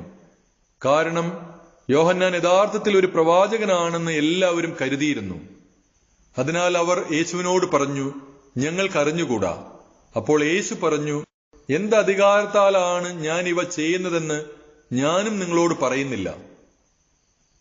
വിശുദ്ധ മർക്കോസ് എഴുതിയ സുവിശേഷം 12-ാം അധ്യായം. മുന്തിരിത്തോട്ടത്തിലെ കൃഷിക്കാരുടെ ഉപമ. യേശു അവരോട് ഉപമകൾ വഴി സംസാരിക്കാൻ തുടങ്ങി. ഒരുവൻ ഒരു മുന്തിരിത്തോട്ടം നട്ടുപിടിപ്പിച്ചു. അതിനു ചുറ്റും വേലി കെട്ടി, മുന്തിരിച്ചക്ക് സ്ഥാപിച്ചു, ഒരു ഗോപുരവും പണിതു. അത് കൃഷിക്കാരെ ഏൽപ്പിച്ചിട്ട് അവൻ അവിടെ നിന്ന് പോയി. സമയമായപ്പോൾ മുന്തിരി ഫലങ്ങളിൽ നിന്ന് തന്റെ ഓഹരി ശേഖരിക്കാൻ അവൻ കൃഷിക്കാരുടെ അടുത്തേക്ക് ഭൃത്യനെ അയച്ചു. എന്നാൽ അവർ അവനെ പിടിച്ചടിക്കുകയും വെറും കൈയോടെ പറഞ്ഞയക്കുകയും ചെയ്തു. വീണ്ടും അവൻ മറ്റൊരു ഭൃത്യനെ അയച്ചു. അവർ അവനെ തലയ്ക്ക് പരിക്കേൽപ്പിക്കുകയും അപമാനിക്കുകയും ചെയ്തു. അവൻ വീണ്ടും ഒരുവനെ അയച്ചു. അവനെ അവർ കൊന്നുകളഞ്ഞു. മറ്റു പലരെയും അയച്ചു. ചിലരെ അവർ അടിക്കുകയും ചിലരെ കൊല്ലുകയും ചെയ്തു. അവന് ഇനി ഒരുവൻ മാത്രം അവശേഷിച്ചു, തന്റെ പ്രിയപുത്രൻ. എന്റെ പുത്രനെ അവർ മാനിക്കുമെന്ന് പറഞ്ഞ് അവസാനം അവനെയും അവരുടെ അടുത്തേക്ക് അയച്ചു. കൃഷിക്കാർ പരസ്പരം പറഞ്ഞു, ഇവനാണ് അവകാശി, ഇവനെ നമുക്ക് കൊന്നുകളയാം, അവകാശം നമ്മുടേതാകും. അവർ അവനെ പിടിച്ച് കൊന്ന് മുന്തിരിത്തോട്ടത്തിന് വെളിയിലേക്കെറിഞ്ഞു. ഇനി മുന്തിരിത്തോട്ടത്തിന്റെ ഉടമസ്ഥൻ എന്തു ചെയ്യും? അവൻ വന്ന് ആ കൃഷിക്കാരെ നശിപ്പിച്ച് മുന്തിരിത്തോട്ടം വേറെ ആളുകളെ ഏൽപ്പിക്കും. ഈ വിശുദ്ധ ലിഖിതം നിങ്ങൾ വായിച്ചിട്ടില്ലേ? പണിക്കാർ ഉപേക്ഷിച്ച കല്ല് തന്നെ മൂലക്കല്ലായി തീർന്നു. ഇത് കർത്താവിന്റെ പ്രവൃത്തിയാണ്. നമ്മുടെ ദൃഷ്ടിയിൽ ഇത് അത്ഭുതകരമായിരിക്കുന്നു. തങ്ങൾക്കെതിരായിട്ടാണ് ഈ ഉപമ അവൻ പറഞ്ഞതെന്ന് മനസ്സിലാക്കി അവർ അവനെ പിടിക്കാൻ ശ്രമിച്ചു. എന്നാൽ ജനക്കൂട്ടത്തെ അവർ ഭയപ്പെട്ടു. അതുകൊണ്ട് അവർ അവനെ വിട്ടുപോയി. സീസറിന് നികുതി കൊടുക്കണമോ? അവനെ വാക്കിൽ കൊടുക്കുന്നതിനു വേണ്ടി കുറെ ഫരിസേയരെയും ഹെറോദേസ് പക്ഷക്കാരെയും അവർ അവന്റെ അടുത്തേക്ക് അയച്ചു. അവർ വന്ന് അവനോട് പറഞ്ഞു, ഗുരു, നീ സത്യവാനാണെന്നും ആരുടെയും മുഖം നോക്കാതെ നിർഭയം ദൈവത്തിന്റെ വഴി സത്യമായി പഠിപ്പിക്കുന്നെന്നും ഞങ്ങൾ അറിയുന്നു. സീസറിന് നികുതി കൊടുക്കുന്നത് നിയമാനുസൃതമോ അല്ലയോ? അവരുടെ കാപട്യം മനസ്സിലാക്കി അവൻ പറഞ്ഞു, നിങ്ങൾ എന്തിന് എന്നെ പരീക്ഷിക്കുന്നു? ഒരു ധനാറ എന്റെ അടുത്ത് കൊണ്ടുവരിക, ഞാൻ കാണട്ടെ. അവർ അത് കൊണ്ടുവന്നപ്പോൾ അവൻ ചോദിച്ചു, ഈ രൂപവും ലിഖിതവും ആരുടേതാണ്? സീസറിന്റേത് എന്നവർ പറഞ്ഞു. യേശു അവരോട് പറഞ്ഞു, സീസറിനുള്ളത് സീസറിനും ദൈവത്തിനുള്ളത് ദൈവത്തിനും കൊടുക്കുക. അവർ അവനെക്കുറിച്ച് വിസ്മയിച്ചു. പുനരുദ്ധാനത്തെക്കുറിച്ച് വിവാദം. അനന്തരം പുനരുദ്ധാനം ഇല്ല എന്ന് പറഞ്ഞിരുന്ന സദൂക്കായർ അവനെ സമീപിച്ച് ചോദിച്ചു, ഗുരു, ഒരുവൻ സന്താനമില്ലാതെ മരിക്കുകയും ഭാര്യ ജീവിച്ചിരിക്കുകയും ചെയ്യുന്നെങ്കിൽ അവന്റെ സഹോദരൻ അവളെ ഭാര്യയായി സ്വീകരിച്ച് അവനു വേണ്ടി സന്താനങ്ങളെ ഉൽപ്പാദിപ്പിക്കണമെന്ന് മോശയുടെ കൽപ്പനയിലുണ്ട്. ഒരിടത്ത് 7 സഹോദരന്മാരുണ്ടായിരുന്നു. ഒന്നാമൻ ഒരുവളെ വിവാഹം ചെയ്തു. അവൻ സന്താനമില്ലാതെ മരിച്ചു. രണ്ടാമൻ അവളെ സ്വീകരിച്ചു. അവനും സന്താനമില്ലാതെ മരിച്ചു. മൂന്നാമനും അങ്ങനെ തന്നെ സംഭവിച്ചു. ഇങ്ങനെ 7 പേരും സന്താനമില്ലാതെ മരിച്ചു. അവസാനം ആ സ്ത്രീയും മരിച്ചു. പുനരുദ്ധാനത്തിൽ അവർ ഉയിർത്തെഴുന്നേൽക്കുമ്പോൾ അവൾ ആരുടെ ഭാര്യയായിരിക്കും? അവൾ 7 പേരുടെയും ഭാര്യ ആയിരുന്നല്ലോ. യേശു അവരോട് പറഞ്ഞു, വിശുദ്ധ ലിഖിതങ്ങളോ ദൈവത്തിന്റെ ശക്തിയോ അറിയാത്തതുകൊണ്ടല്ലേ നിങ്ങൾക്ക് തെറ്റുപറ്റുന്നത്? എന്തെന്നാൽ മരിച്ചവരിൽ നിന്ന് ഉയിർത്തെഴുന്നേൽക്കുമ്പോൾ അവർ വിവാഹം ചെയ്യുകയോ ചെയ്തു കൊടുക്കുകയോ ഇല്ല. മറിച്ച് അവർ സ്വർഗത്തിലെ ദൂതന്മാരെ പോലെ ആയിരിക്കും. മരിച്ചവർ ഉയിർത്തെഴുന്നേൽക്കുന്നതിനെക്കുറിച്ച് ദൈവം മുൾപ്പടർപ്പിൽ നിന്ന് മോശയോട് അരുളി ചെയ്തത് എന്താണെന്ന് മോശയുടെ പുസ്തകത്തിൽ നിങ്ങൾ വായിച്ചിട്ടില്ലേ? അവിടുന്ന് പറഞ്ഞു, ഞാൻ അബ്രാഹത്തിന്റെ ദൈവവും ഇസഹാക്കിന്റെ ദൈവവും യാക്കോബിന്റെ ദൈവവുമാണ്. അവിടുന്ന് മരിച്ചവരുടെ അല്ല, ജീവിക്കുന്നവരുടെ ദൈവമാണ്. നിങ്ങൾക്ക് വലിയ തെറ്റുപറ്റിയിരിക്കുന്നു. സുപ്രധാന കൽപ്പനകൾ. ഒരു നിയമജ്ഞൻ വന്ന് അവരുടെ വിവാദം കേട്ടു. അവൻ നന്നായി ഉത്തരം പറയുന്നുവെന്ന് മനസ്സിലാക്കി അവനോട് ചോദിച്ചു, എല്ലാറ്റിലും പ്രധാനമായ കൽപ്പന ഏതാണ്? യേശു പ്രതിവചിച്ചു, ഇതാണ് ഒന്നാമത്തെ കൽപ്പന. ഇസ്രായേലേ കേൾക്കുക, നമ്മുടെ ദൈവമായ കർത്താവാണ് ഏക കർത്താവ്. നീ നിന്റെ ദൈവമായ കർത്താവിനെ പൂർണ്ണ ഹൃദയത്തോടും പൂർണ്ണ ആത്മാവോടും പൂർണ്ണ മനസ്സോടും പൂർണ്ണ ശക്തിയോടും കൂടെ സ്നേഹിക്കുക. രണ്ടാമത്തെ കൽപ്പന, നിന്നെ പോലെ തന്നെ നിന്റെ അയൽക്കാരനെയും സ്നേഹിക്കുക. ഇവയേക്കാൾ വലിയ കൽപ്പനയൊന്നുമില്ല. നിയമജ്ഞൻ പറഞ്ഞു, ഗുരു, അങ്ങ് പറഞ്ഞത് ശരി തന്നെ.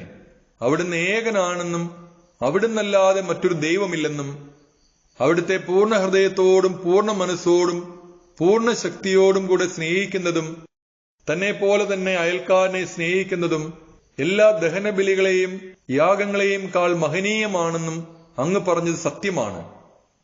അവൻ ബുദ്ധിപൂർവം മറുപടി പറഞ്ഞു എന്ന് മനസ്സിലാക്കി യേശു പറഞ്ഞു, നീ ദൈവരാജ്യത്തിൽ നിന്ന് അകലെയല്ല. പിന്നീട് യേശുവിനോട് ചോദ്യം ചോദിക്കാൻ ആരും ധൈര്യപ്പെട്ടില്ല. ക്രിസ്തു ദാവീദിന്റെ പുത്രൻ. ദേവാലയത്തിൽ പഠിപ്പിച്ചുകൊണ്ടിരുന്നപ്പോൾ യേശു ചോദിച്ചു, ക്രിസ്തു ദാവീദിന്റെ പുത്രനാണെന്ന് നിയമജ്ഞർ പറയുന്നതെങ്ങനെ? പരിശുദ്ധാത്മാവിനാൽ പ്രചോദിതനായി ദാവീദ് തന്നെ പറഞ്ഞിട്ടുണ്ട്, കർത്താവിന്റെ കർത്താവിനോട് അരുളി ചെയ്തു, ഞാൻ നിന്റെ ശത്രുക്കളെ നിന്റെ പാദങ്ങൾക്ക് കീഴിലാക്കുവോളം നീ എന്റെ വലതുഭാഗത്ത് ഉപവിഷ്ടനാവുക. ദാവീദ് തന്നെ അവനെ കർത്താവെന്ന് വിളിക്കുന്നു. പിന്നെ എങ്ങനെയാണ് അവൻ അവന്റെ പുത്രനാകുന്നത്? ജനക്കൂട്ടം സന്തോഷപൂർവം അവന്റെ വാക്കുകൾ ശ്രവിച്ചു. നിയമജ്ഞരെ വിമർശിക്കുന്നു. അവൻ ഇങ്ങനെ പഠിപ്പിച്ചു, നിങ്ങൾ നിയമജ്ഞരെ സൂക്ഷിച്ചുകൊള്ളുവിൻ. നീണ്ട മേലങ്കികൾ ധരിച്ചു നടക്കാനും പൊതുസ്ഥലങ്ങളിൽ അഭിവാദനം സ്വീകരിക്കാനും സിനഗോഗുകളിൽ മുഖ്യസ്ഥാനങ്ങളും വിരുന്നുകളിൽ അഗ്രാസനങ്ങളും ലഭിക്കാനും അവർ ആഗ്രഹിക്കുന്നു. എന്നാൽ അവർ വിധവകളുടെ ഭവനങ്ങൾ വിഴുങ്ങുകയും ദീർഘമായി പ്രാർത്ഥിക്കുന്നുവെന്ന് നടിക്കുകയും ചെയ്യുന്നു. ഇവർക്ക് കൂടുതൽ കഠിനമായ ശിക്ഷാവിധി ലഭിക്കും. വിധവയുടെ കാണിക്ക. അവൻ ഭണ്ഡാരത്തിന് എതിർവശത്തിരുന്ന് ജനക്കൂട്ടം ഭണ്ഡാരത്തിൽ നാണയത്തുട്ടുകൾ ഇടുന്നത് ശ്രദ്ധിച്ചു. പല ധനവാന്മാരും വലിയ തുകകൾ നിക്ഷേപിച്ചു. അപ്പോൾ ദരിദ്രയായ ഒരു വിധവ വന്ന് ഏറ്റവും വില കുറഞ്ഞ 2 ചെമ്പ് നാണയങ്ങൾ ഇട്ടു. അവൻ ശിഷ്യന്മാരെ അടുത്തു വിളിച്ചു പറഞ്ഞു, സത്യമായി ഞാൻ നിങ്ങളോട് പറയുന്നു, ഈ ദരിദ്ര വിധവ മറ്റാരെയും കാൾ കൂടുതൽ ഭണ്ഡാരത്തിൽ നിക്ഷേപിച്ചിരിക്കുന്നു. എന്തെന്നാൽ അവരെല്ലാവരും തങ്ങളുടെ സമൃദ്ധിയിൽ നിന്ന് സംഭാവന ചെയ്തു. ഇവളാകട്ടെ തന്റെ ദാരിദ്ര്യത്തിൽ നിന്ന് തനിക്കുണ്ടായിരുന്നതെല്ലാം തന്റെ ഉപജീവനത്തിലുള്ള വക മുഴുവനും നിക്ഷേപിച്ചിരിക്കുന്നു. വിശുദ്ധ മർക്കോസ് എഴുതിയ സുവിശേഷം 13-ാം അധ്യായം. ദേവാലയത്തിന്റെ നാശത്തെക്കുറിച്ച് പ്രവചനം.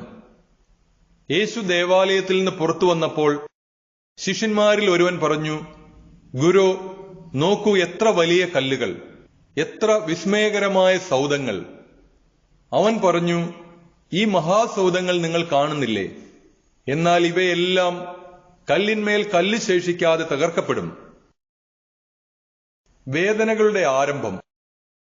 അനന്തരം അവൻ ഒലിവുമലയിൽ ദേവാലയത്തിന് അഭിമുഖമായി ഇരിക്കുമ്പോൾ പത്രോസും യാക്കോബും യോഹന്നാനും അന്ത്രയോസും അവനോട് സ്വകാര്യമായി ചോദിച്ചു, ഇത് എന്ന് സംഭവിക്കുമെന്നും ഇവയെല്ലാം പൂർത്തിയാകാൻ തുടങ്ങുമ്പോൾ അടയാളം എന്തായിരിക്കുമെന്നും ഞങ്ങളോട് പറയുക. യേശു അവരോട് പറഞ്ഞു, ആരും നിങ്ങളെ വഴിതെറ്റിക്കാതിരിക്കാൻ സൂക്ഷിച്ചുകൊള്ളുവിൻ. ഞാനാണ് എന്ന് പറഞ്ഞ് പലരും എന്റെ നാമത്തിൽ വരും.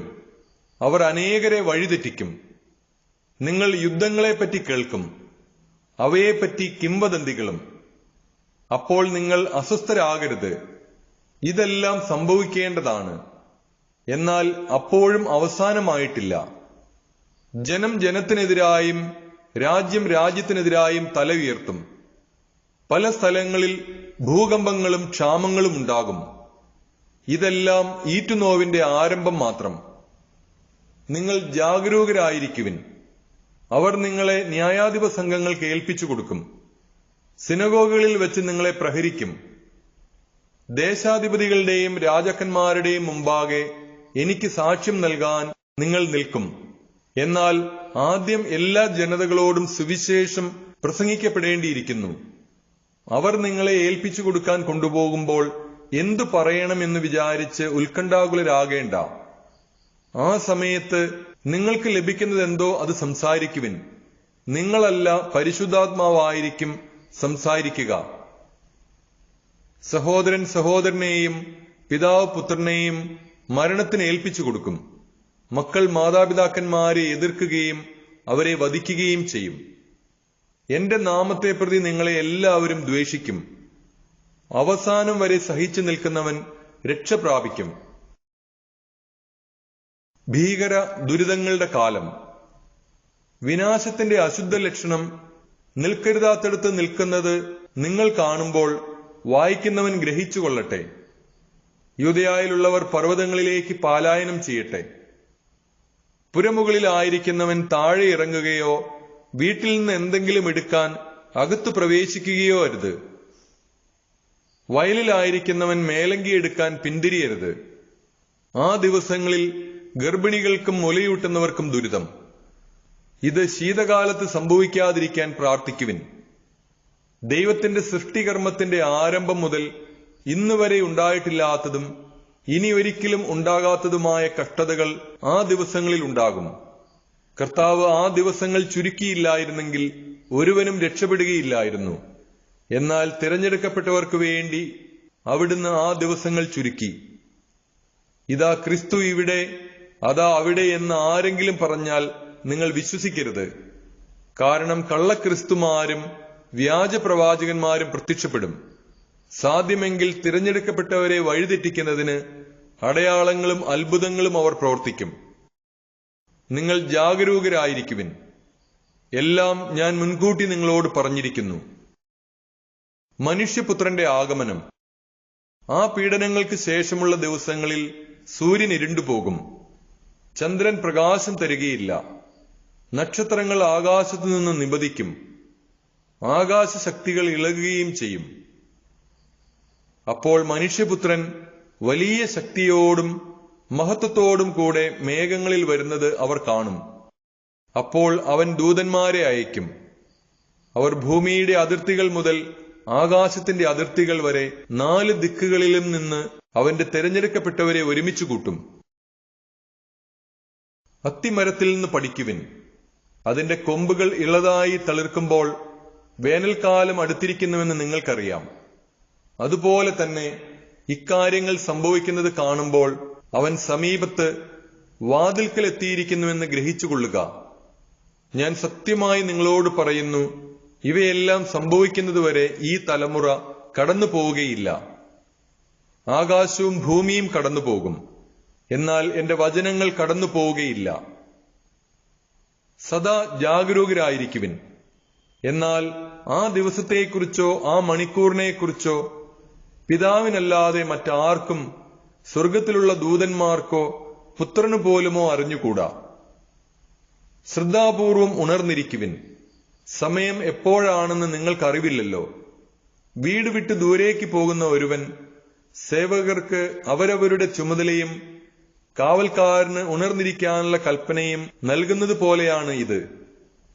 ആകയാൽ ജാഗരൂകരായിരിക്കുവിൻ. എന്തെന്നാൽ ഗൃഹനാഥൻ എപ്പോൾ വരുമെന്ന് സന്ധ്യയ്ക്കോ അർദ്ധരാത്രിക്കോ കോഴി കൂവുമ്പോഴോ രാവിലെയോ എന്ന് നിങ്ങൾക്കറിഞ്ഞുകൂടാ. അവൻ പെട്ടെന്ന് കയറി വരുമ്പോൾ നിങ്ങളെ നിദ്രാധീനരായി കാണരുതല്ലോ. ഞാൻ നിങ്ങളോട് പറയുന്നത് എല്ലാവരോടുമായിട്ടാണ് പറയുന്നത്, ജാഗരൂകരായിരിക്കുവിൻ. വിശുദ്ധ മർക്കോസ് എഴുതിയ സുവിശേഷം 14-ാം അധ്യായം. യേശുവിനെ വധിക്കാൻ ആലോചന. പെസഹായ്ക്കും പുളിപ്പില്ലാത്ത അപ്പത്തിന്റെ തിരുനാളിനും 2 ദിവസമേ ഉണ്ടായിരുന്നുള്ളൂ. യേശുവിനെ ചതിവിൽ പിടികൂടി വധിക്കേണ്ടതെങ്ങനെയെന്ന് പ്രധാന പുരോഹിതന്മാരും നിയമജ്ഞരും ആലോചിച്ചുകൊണ്ടിരുന്നു. അവർ പറഞ്ഞു, തിരുനാളിൽ വേണ്ട, ജനങ്ങൾ ബഹളമുണ്ടാക്കും.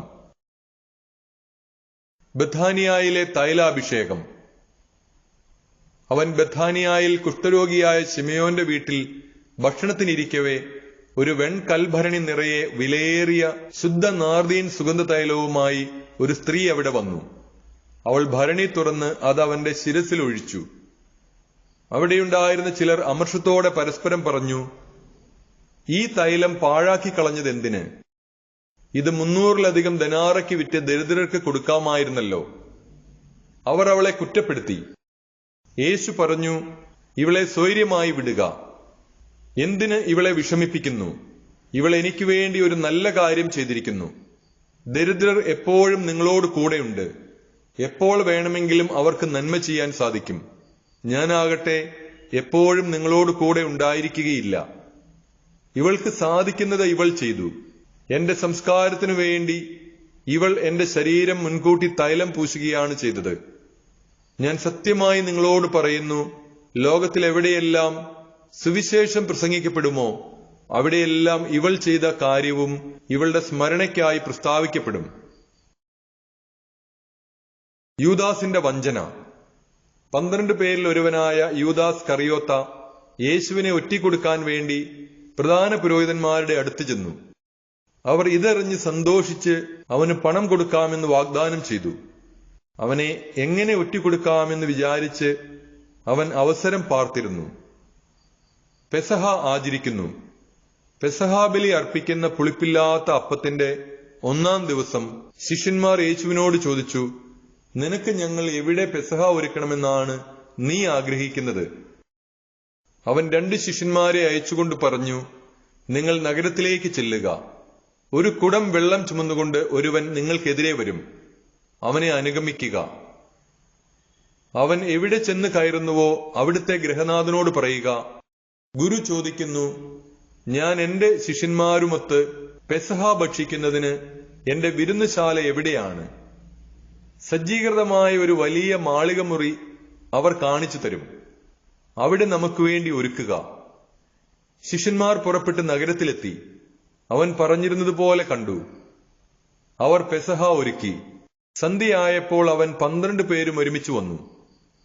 അവർ ഭക്ഷണത്തിനിരിക്കുമ്പോൾ യേശു പറഞ്ഞു, ഞാൻ സത്യമായി നിങ്ങളോട് പറയുന്നു, എന്നോടൊപ്പം ഭക്ഷണം കഴിക്കുന്ന നിങ്ങളിൽ ഒരുവൻ എന്നെ ഒറ്റിക്കൊടുക്കും. അവർ ദുഃഖിതരായി. അത് ഞാനല്ലല്ലോ എന്ന് ഓരോരുത്തരും അവനോട് ചോദിക്കാൻ തുടങ്ങി. അവൻ പറഞ്ഞു, 12 പേരിൽ എന്നോടൊപ്പം പാത്രത്തിൽ കൈമുക്കുന്നവൻ തന്നെ. മനുഷ്യപുത്രൻ തന്നെക്കുറിച്ച് എഴുതപ്പെട്ടിരിക്കുന്നത് പോലെ പോകുന്നു. എന്നാൽ മനുഷ്യപുത്രനെ ഒറ്റിക്കൊടുക്കുന്നവന് ദുരിതം. ജനിക്കാതിരുന്നെങ്കിൽ അവന് നന്നായിരുന്നു. പുതിയ ഉടമ്പടി. അവർ ഭക്ഷിച്ചുകൊണ്ടിരുന്നപ്പോൾ യേശു അപ്പമെടുത്ത് ആശീർവദിച്ച് മുറിച്ച് അവർക്ക് നൽകിക്കൊണ്ട് അരുളി ചെയ്തു, ഇത് സ്വീകരിക്കുവിൻ, ഇത് എന്റെ ശരീരമാണ്. അനന്തരം പാനപാത്രമെടുത്ത് കൃതജ്ഞതാ സ്തോത്രം ചെയ്ത് അവർക്ക് നൽകി. എല്ലാവരും അതിൽ നിന്ന് പാനം ചെയ്തു. അവൻ അവരോട് അരുളി ചെയ്തു, ഇത് അനേകർക്ക് വേണ്ടി ചിന്തപ്പെടുന്നതും ഉടമ്പടിയുടേതുമായ എന്റെ രക്തമാണ്. സത്യമായി ഞാൻ നിങ്ങളോട് പറയുന്നു, ദൈവരാജ്യത്തിൽ ഞാൻ ഇത് നവമായി പാനം ചെയ്യുന്ന ദിവസം വരെ മുന്തിരിയുടെ ഫലത്തിൽ നിന്ന് ഇനി ഞാൻ കുടിക്കുകയില്ല. സ്തോത്രഗീതം ആലപിച്ചതിനു ശേഷം അവർ ഒലിവ് മലയിലേക്ക് പോയി. പത്രോസ് ഗുരുവിനെ നിഷേധിക്കും. യേശു അവരോട് പറഞ്ഞു, നിങ്ങൾക്കെല്ലാവർക്കും ഇടർച്ചയുണ്ടാകും. ഞാൻ ഇടയനെ അടിക്കും, ആടുകൾ ചിതറിപ്പോകുമെന്ന് എഴുതപ്പെട്ടിരിക്കുന്നു. ഞാൻ ഉയർപ്പിക്കപ്പെട്ടതിന് ശേഷം നിങ്ങൾക്ക് മുൻപേ ഗലീലയിലേക്ക് പോകും. പത്രോസ് പറഞ്ഞു, എല്ലാവരും ഇടറിയാലും ഞാൻ ഇടറുകയില്ല. യേശു അവനോട് പറഞ്ഞു, സത്യമായി ഞാൻ നിന്നോട് പറയുന്നു, ഇന്ന് ഈ രാത്രിയിൽ തന്നെ കോഴി 2 പ്രാവശ്യം കൂവുന്നതിനു മുമ്പ് നീ എന്നെ 3 പ്രാവശ്യം നിഷേധിച്ചു പറയും. അവൻ തറപ്പിച്ചു പറഞ്ഞു, നിന്നോട് കൂടെ മരിക്കേണ്ടി വന്നാലും ഞാൻ നിന്നെ നിഷേധിക്കുകയില്ല. അങ്ങനെ തന്നെ എല്ലാവരും പറഞ്ഞു. ഗത്സമേനിൽ പ്രാർത്ഥിക്കുന്നു. അവർ ഗത്സമേനി എന്ന് വിളിക്കപ്പെടുന്ന സ്ഥലത്തെത്തി. അവൻ ശിഷ്യന്മാരോട് പറഞ്ഞു, ഞാൻ പ്രാർത്ഥിക്കുമ്പോൾ നിങ്ങൾ ഇവിടെ ഇരിക്കുവിൻ. അവൻ പത്രോസിനെയും യാക്കോബിനെയും യോഹന്നാനെയും കൂട്ടിക്കൊണ്ടുപോയി. പര്യാകുലനാകാനും അസ്വസ്ഥനാകാനും തുടങ്ങി. അവൻ അവരോട് പറഞ്ഞു, എന്റെ ആത്മാവ് മരണത്തോളം ദുഃഖിതമായിരിക്കുന്നു. നിങ്ങൾ ഇവിടെ ഉണർന്നിരിക്കുവിൻ. അവൻ അല്പദൂരം മുന്നോട്ട് ചെന്ന് നിലത്തു വീണ് സാധ്യമെങ്കിൽ ആ മണിക്കൂർ തന്നെ കടന്നു പോകട്ടെ എന്ന് പ്രാർത്ഥിച്ചു. അവൻ പറഞ്ഞു, അബ്ബാ, പിതാവേ, എല്ലാം അങ്ങേക്ക് സാധ്യമാണ്. ഈ പാനപാത്രം എന്നിൽ നിന്ന് മാറ്റിത്തരയണമേ. എന്നാൽ എന്റെ ഹിതമല്ല, അങ്ങയുടെ ഹിതം മാത്രം. അനന്തരം അവൻ വന്ന് അവർ ഉറങ്ങുന്നത് കണ്ട് പത്രോസിനോട് ചോദിച്ചു, ശിമയോനെ, നീ ഉറങ്ങുന്നുവോ?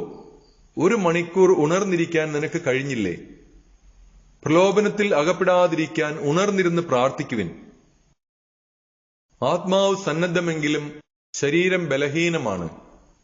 അവൻ വീണ്ടും പോയി അതേ വചനം പറഞ്ഞ് പ്രാർത്ഥിച്ചു. തിരിച്ചു വന്നപ്പോൾ അവർ ഉറങ്ങുന്നതാണ് കണ്ടത്. അവരുടെ കണ്ണുകൾ നിദ്രാഭാരമുള്ളവയായിരുന്നു. അവനോട് എന്തു മറുപടി പറയണമെന്ന് അവർക്കറിഞ്ഞുകൂടായിരുന്നു. അവൻ 3ാമതും വന്ന് അവരോട് പറഞ്ഞു, ഇനിയും നിങ്ങൾ ഉറങ്ങി വിശ്രമിക്കുന്നുവോ? മതി, സമയമായിരിക്കുന്നു. ഇതാ മനുഷ്യപുത്രൻ പാപികളുടെ കൈകളിൽ ഏൽപ്പിക്കപ്പെടുന്നു. എഴുന്നേൽക്കുവിൻ, നമുക്ക് പോകാം. ഇതാ എന്നെ ഒറ്റിക്കൊടുക്കുന്നവൻ അടുത്തെത്തിയിരിക്കുന്നു. യൂദാസ് ഒറ്റിക്കൊടുക്കുന്നു. അവൻ സംസാരിച്ചുകൊണ്ടിരിക്കുമ്പോൾ തന്നെ 12 പേരിൽ ഒരുവനായ യൂദാസ് അവിടെ എത്തി. അവനോടുകൂടെ പ്രധാന പുരോഹിതന്മാരുടെയും നിയമജ്ഞരുടെയും ജനപ്രമാണികളുടെയും അടുത്തുനിന്ന് വാളും വടിയുമായി ഒരു ജനക്കൂട്ടവും വന്നിരുന്നു. ഒറ്റുകാരൻ അവർക്ക് ഒരടയാളം നൽകിയിരുന്നു. ഞാൻ ആരെ ചുംബിക്കുന്നുവോ അവൻ തന്നെ. അവനെ പിടിച്ച് സുരക്ഷിതമായി കൊണ്ടുപോയിക്കൊള്ളുക. അവൻ യേശുവിനെ സമീപിച്ച് ഗുരോ എന്ന് വിളിച്ചുകൊണ്ട് അവനെ ഗാഢമായി ചുംബിച്ചു. അപ്പോൾ അവർ അവനെ പിടിച്ചു ബന്ധിച്ചു. സമീപത്ത് നിന്നിരുന്ന ഒരുവൻ വാളൂരി പ്രധാന പുരോഹിതന്റെ സേവകനെ വെട്ടി അവന്റെ ചെവി ഛേദിച്ചു കളഞ്ഞു. യേശു അവരോട് പറഞ്ഞു, കവർച്ചക്കാരനെതിരെ എന്നതുപോലെ വാളും വടിയുമായി എന്നെ ബന്ധിക്കാൻ നിങ്ങൾ വന്നിരിക്കുന്നുവോ? ഞാൻ ദിവസവും ദേവാലയത്തിൽ പഠിപ്പിച്ചുകൊണ്ട് നിങ്ങളോട് കൂടെ ഉണ്ടായിരുന്നു. നിങ്ങൾ എന്നെ പിടിച്ചില്ല. എന്നാൽ വിശുദ്ധ ലിഖിതങ്ങൾ പൂർത്തിയാകേണ്ടിയിരുന്നു. അപ്പോൾ ശിഷ്യന്മാരെല്ലാവരും അവനെ വിട്ട് ഓടിപ്പോയി. എന്നാൽ ഒരു യുവാവ് അവനെ അനുഗമിച്ചു. അവൻ ഒരു പുതപ്പ് മാത്രമേ തന്റെ ശരീരത്തിൽ ചുറ്റിയിരുന്നുള്ളൂ. അവർ അവനെ പിടിച്ചു. അവൻ പുതപ്പുപേക്ഷിച്ച് നഗ്നനായി ഓടിപ്പോയി. ന്യായാധിപ സംഘത്തിന്റെ മുൻപിൽ അവർ യേശുവിനെ പ്രധാന പുരോഹിതന്റെ അടുത്തേക്ക് കൊണ്ടുപോയി. എല്ലാ പുരോഹിത പ്രമുഖന്മാരും ജനപ്രമാണികളും നിയമജ്ഞരും ഒരുമിച്ചുകൂടി. പത്രോസ് പ്രധാന പുരോഹിതന്റെ മുറ്റം വരെ അവനെ അല്പം അകലെയായി അനുഗമിച്ചു. പിന്നീട് അവൻ പരിചാരകരോടൊപ്പം തീ കാഞ്ഞുകൊണ്ടിരുന്നു. പുരോഹിത പ്രമുഖന്മാരും ന്യായാധിപ സംഘം മുഴുവനും യേശുവിനെ വധിക്കുന്നതിന് അവനെതിരെ സാക്ഷ്യം അന്വേഷിച്ചു. പക്ഷേ അവർ കണ്ടെത്തിയില്ല. പലരും അവനെതിരെ കള്ളസാക്ഷ്യം പറഞ്ഞെങ്കിലും അവ തമ്മിൽ പൊരുത്തപ്പെട്ടില്ല. ചിലർ എഴുന്നേറ്റ് അവനെതിരെ ഇപ്രകാരം കള്ളസാക്ഷ്യം പറഞ്ഞു: കൈകൊണ്ട് പണിത ഈ ദേവാലയം ഞാൻ നശിപ്പിക്കുകയും കൈകൊണ്ട് പണിയാത്ത മറ്റൊന്ന് 3 ദിവസം കൊണ്ട് നിർമ്മിക്കുകയും ചെയ്യുമെന്ന് ഇവൻ പറയുന്നത് ഞങ്ങൾ കേട്ടിട്ടുണ്ട്. ഇക്കാര്യത്തിലും അവരുടെ സാക്ഷ്യങ്ങൾ പൊരുത്തപ്പെട്ടില്ല. പ്രധാന പുരോഹിതൻ മധ്യത്തിൽ എഴുന്നേറ്റ് നിന്ന് യേശുവിനോട് ചോദിച്ചു: ഇവർ നിനക്കെതിരെ സാക്ഷ്യപ്പെടുത്തുന്നതിന് നിനക്ക് മറുപടിയൊന്നും പറയാനില്ലേ?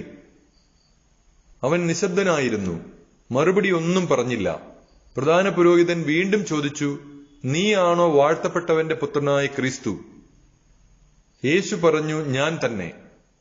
മനുഷ്യപുത്രൻ ശക്തിയുടെ വലതുഭാഗത്ത് ഉപവിഷ്ടനായിരിക്കുന്നതും വാനമേഘങ്ങളിൽ വരുന്നതും നിങ്ങൾ കാണും.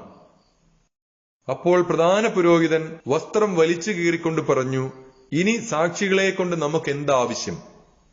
ദൈവദൂഷണം നിങ്ങൾ കേട്ടുവല്ലോ. നിങ്ങൾക്ക് എന്തു തോന്നുന്നു? അവൻ മരണത്തിന് അർഹനാണെന്ന് അവരെല്ലാവരും വിധിച്ചു. ചിലർ അവനെ തുപ്പാനും അവന്റെ മുഖം മൂടിക്കെട്ടി മുഷ്ടികൊണ്ടിടിക്കാനും നീ പ്രവചിക്കുക എന്ന് അവനോട് പറയാനും തുടങ്ങി.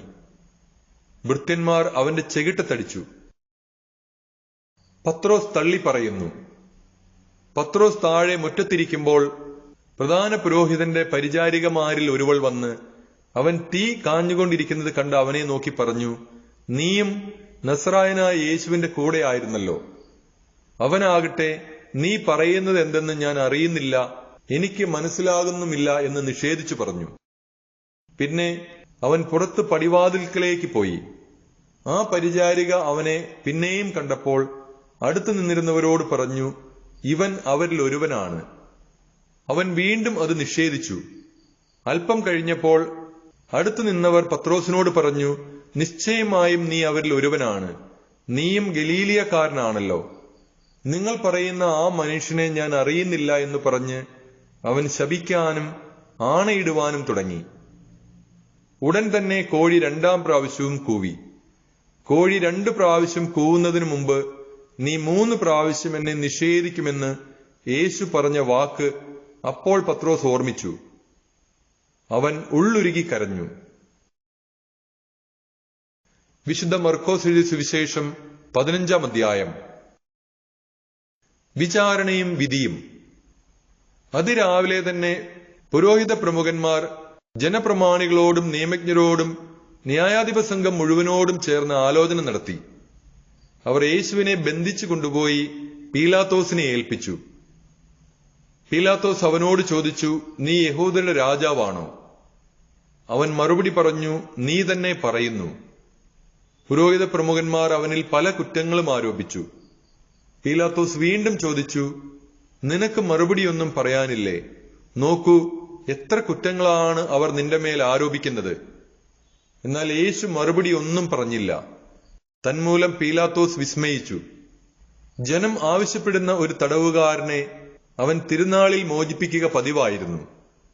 വിപ്ലവത്തിനിടയിൽ കൊലപാതകം നടത്തിയ ബറാബാസ് എന്നൊരുവൻ വിപ്ലവകാരികളോടൊപ്പം തടങ്കലിലുണ്ടായിരുന്നു. ജനക്കൂട്ടം പീലാത്തോസിന്റെ അടുത്ത് ചെന്ന് പതിവുള്ള ആനുകൂല്യത്തിന് അപേക്ഷിച്ചു. അവൻ പറഞ്ഞു: യഹൂദരുടെ രാജാവിനെ ഞാൻ മോചിപ്പിച്ചു തരണമെന്നാണോ നിങ്ങൾ ആഗ്രഹിക്കുന്നത്?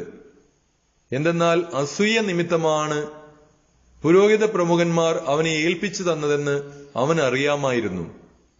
എന്നാൽ ബറാബാസിനെയാണ് വിട്ടുതരേണ്ടതെന്ന് ആവശ്യപ്പെടാൻ പുരോഹിത പ്രമുഖന്മാർ ജനക്കൂട്ടത്തെ പ്രേരിപ്പിച്ചു. പീലാത്തോസ് വീണ്ടും അവരോട് ചോദിച്ചു: യഹൂദരുടെ രാജാവെന്ന് നിങ്ങൾ വിളിക്കുന്നവനെ ഞാൻ എന്തു ചെയ്യണം? അവർ വിളിച്ചു പറഞ്ഞു: അവനെ ക്രൂശിക്കുക. പീലാത്തോസ് ചോദിച്ചു: അവൻ എന്ത് തിന്മ പ്രവർത്തിച്ചു? അവർ കൂടുതൽ ഉച്ചത്തിൽ വിളിച്ചു പറഞ്ഞു, അവനെ ക്രൂശിക്കുക.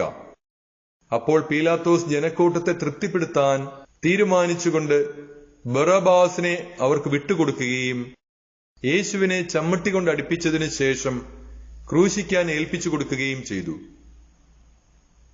പടയാളികളുടെ പരിഹാസം. അനന്തരം പടയാളികൾ യേശുവിനെ കൊട്ടാരത്തിനുള്ളിൽ പ്രത്തോറിയത്തിലേക്ക് കൊണ്ടുപോയി. അവർ സൈന്യവിഭാഗത്തെ മുഴുവൻ അണിനിരത്തി. അവർ അവനെ ചെമപ്പ് വസ്ത്രം ധരിപ്പിക്കുകയും ഒരു മുൾക്കിരീടം മെടഞ്ഞ് അണിയിക്കുകയും ചെയ്തു. യഹൂദരുടെ രാജാവേ സ്വസ്തി എന്ന് അവർ അവനെ അഭിവാദനം ചെയ്യാൻ തുടങ്ങി. പിന്നീട് ഞാങ്ങണ കൊണ്ട് അവന്റെ ശിരസിൽ അടിക്കുകയും അവന്റെ മേൽ തുപ്പുകയും മുട്ടുകുത്തി അവനെ പ്രണമിക്കുകയും ചെയ്തു. അവനെ പരിഹസിച്ച ശേഷം ചെമപ്പ് വസ്ത്രം അഴിച്ചു മാറ്റി അവന്റെ വസ്ത്രം വീണ്ടും ധരിപ്പിച്ചു. പിന്നീട് അവർ അവനെ കുരിശിൽ തറയ്ക്കാൻ കൊണ്ടുപോയി. കുരിശിൽ തറയ്ക്കുന്നു. അലക്സാണ്ടറിന്റെയും റൂഫസിന്റെയും പിതാവായ കിറേനാക്കാരൻ ശിമയോൻ നാട്ടിൻ പുറത്തുനിന്ന് വന്ന് അതിലെ കടന്നു പോവുകയായിരുന്നു. യേശുവിന്റെ കുരിശു ചുമക്കാൻ അവർ അവനെ നിർബന്ധിച്ചു. തലയോടിടം എന്നർത്ഥമുള്ള ഗൊൽഗോഥായിൽ അവർ അവനെ കൊണ്ടുവന്നു. മീറ കലർത്തിയ വീഞ്ഞ് അവർ അവന് കൊടുത്തു. അവനത് കുടിച്ചില്ല. പിന്നീട് അവർ അവനെ കുരിശിൽ തറച്ചു. അതിനുശേഷം അവർ അവന്റെ വസ്ത്രങ്ങൾ ഭാഗിച്ച് ഓരോരുത്തരും എടുക്കേണ്ട വീതത്തിന് കുറിയിട്ടു. അവർ അവനെ കുരിശിൽ തറച്ചപ്പോൾ 3-ാം മണിക്കൂറായിരുന്നു. യഹൂദരുടെ രാജാവ് എന്ന് അവന്റെ പേരിൽ ഒരു കുറ്റപത്രവും എഴുതി വെച്ചിരുന്നു. അവനോടുകൂടെ 2 കവർച്ചക്കാരെയും അവർ കുരിശിൽ തറച്ചു. ഒരുവനെ അവന്റെ വലതുവശത്തും അപരനെ ഇടതുവശത്തും. അതിലെ കടന്നുപോയവർ തല കുലുക്കിക്കൊണ്ട് അവനെ ദുഷിച്ചു പറഞ്ഞു, ദേവാലയം നശിപ്പിച്ച് 3 ദിവസം കൊണ്ട് വീണ്ടും പണിയുന്നവനെ, നിന്നെ തന്നെ രക്ഷിക്കുക, കുരിശിൽ നിന്ന് ഇറങ്ങി വരിക. അതുപോലെ തന്നെ പുരോഹിത പ്രമുഖന്മാരും നിയമജ്ഞരും പരിഹാസപൂർവം പരസ്പരം പറഞ്ഞു, ഇവൻ മറ്റുള്ളവരെ രക്ഷിച്ചു, തന്നെ തന്നെ രക്ഷിക്കാൻ ഇവന് സാധിക്കുന്നില്ല. ഞങ്ങൾ കണ്ട് വിശ്വസിക്കുന്നതിനു വേണ്ടി ഇസ്രായേലിന്റെ രാജാവായ ക്രിസ്തു ഇപ്പോൾ കുരിശിൽ നിന്ന് ഇറങ്ങി വരട്ടെ. അവനോടൊപ്പം ക്രൂശിക്കപ്പെട്ടവരും അവനെ പരിഹസിച്ചു. യേശുവിന്റെ മരണം. 6-ാം മണിക്കൂർ മുതൽ 9-ാം മണിക്കൂർ വരെ ഭൂമി മുഴുവൻ അന്ധകാരം വ്യാപിച്ചു. 9-ാം മണിക്കൂർ ആയപ്പോൾ യേശു ഉച്ചത്തിൽ നിലവിളിച്ചു, എലോയ് എലോയ് ലാമ സബക്താനി, അതായത് എന്റെ ദൈവമേ, എന്റെ ദൈവമേ, നീ എന്നെ ഉപേക്ഷിച്ചത് എന്തുകൊണ്ട്? അടുത്തു നിന്നിരുന്ന ചിലർ അത് കേട്ടു പറഞ്ഞു, ഇതാ അവൻ ഏലിയായെ വിളിക്കുന്നു. ഒരുവൻ ഓടി വന്ന് നീർപ്പഞ്ഞി വിനാഗിരിയിൽ മുക്കി ഒരു ഞാങ്ങണമേൽ ചുറ്റി അവന് കുടിക്കാൻ കൊടുത്തുകൊണ്ട് പറഞ്ഞു, ആകട്ടെ, അവനെ താഴെ ഇറക്കാൻ ഏലിയ വരുമോ എന്ന് നമുക്ക് കാണാം. യേശു ഉച്ചത്തിൽ നിലവിളിച്ച് ജീവൻ വെടിഞ്ഞു. അപ്പോൾ ദേവാലയത്തിലെ തിരശ്ശീല മുകളിൽ നിന്ന് താഴെ വരെ 2ആയി കീറി. അവന് അഭിമുഖമായി നിന്നിരുന്ന ശതാധിപൻ അവൻ ഇപ്രകാരം മരിച്ചത് കണ്ടു പറഞ്ഞു, സത്യമായും ഈ മനുഷ്യൻ ദൈവപുത്രനായിരുന്നു. ഇതെല്ലാം കണ്ടുകൊണ്ട് ദൂരെ കുറെ സ്ത്രീകളും നിന്നിരുന്നു. മഗ്ദലന മറിയവും യോസയുടെയും ചെറിയ യാക്കോബിന്റെയും അമ്മയായ മറിയവും സലോമിയും അക്കൂട്ടത്തിലുണ്ടായിരുന്നു. യേശു ഗലീലിയിലായിരുന്നപ്പോൾ അവനെ അനുഗമിക്കുകയും ശുശ്രൂഷിക്കുകയും ചെയ്തവരാണിവർ. കൂടാതെ അവനോടുകൂടെ ജെറുസലേമിലേക്ക് വന്ന മറ്റ് അനവധി സ്ത്രീകളും അവിടെ ഉണ്ടായിരുന്നു. യേശുവിനെ സംസ്കരിക്കുന്നു. അന്ന് സാബത്തിന് തൊട്ടു മുമ്പുള്ള ഒരുക്ക ദിവസമായിരുന്നു.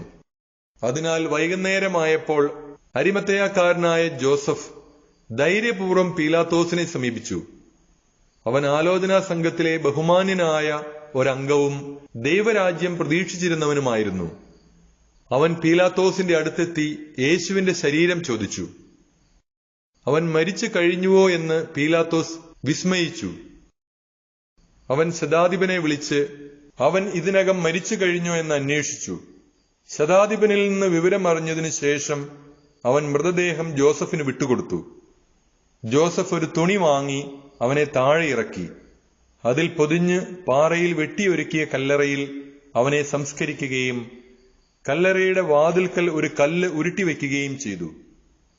അവനെ സംസ്കരിച്ച സ്ഥലം മഗ്ദലന മറിയവും യോസയുടെ അമ്മയായ മറിയവും കണ്ടു. വിശുദ്ധ മർക്കോസ് എഴുതിയ സുവിശേഷം 16-ാം അധ്യായം. യേശുവിന്റെ പുനരുദ്ധാനം. സാബത്ത് കഴിഞ്ഞപ്പോൾ മഗ്ദലന മറിയവും യാക്കോബിന്റെ അമ്മയായ മറിയവും സലോമിയും അവനെ അഭിഷേകം ചെയ്യുന്നതിനു വേണ്ടി സുഗന്ധദ്രവ്യങ്ങൾ വാങ്ങി. ആഴ്ചയുടെ ആദ്യ ദിവസം അതിരാവിലെ സൂര്യൻ ഉദിച്ചപ്പോൾ തന്നെ അവർ ശവകുടീരത്തിങ്കിലേക്ക് പോയി. അവർ തമ്മിൽ പറഞ്ഞു, ആരാണ് നമുക്ക് വേണ്ടി ശവകുടീരത്തിന്റെ വാതിൽക്കൽ നിന്ന് കല്ല് ഉരുട്ടി മാറ്റുക? എന്നാൽ അവർ നോക്കിയപ്പോൾ ആ കല്ല് ഉരുട്ടി മാറ്റിയിരിക്കുന്നു. അത് വളരെ വലുതായിരുന്നു താനും. അവർ ശവകുടീരത്തിനുള്ളിൽ പ്രവേശിച്ചപ്പോൾ വെള്ള വസ്ത്രം ധരിച്ച ഒരു യുവാവ് വലതുഭാഗത്തിരിക്കുന്നത് കണ്ടു. അവർ വിസ്മയിച്ചു പോയി. അവൻ അവരോട് പറഞ്ഞു, നിങ്ങൾ അത്ഭുതപ്പെടേണ്ട. കുരിശിൽ തറയ്ക്കപ്പെട്ട നസ്രായനായ യേശുവിനെ നിങ്ങൾ അന്വേഷിക്കുന്നു. അവൻ ഉയർപ്പിക്കപ്പെട്ടിരിക്കുന്നു. അവൻ ഇവിടെയില്ല. നോക്കൂ, അവർ അവനെ സംസ്കരിച്ച സ്ഥലം.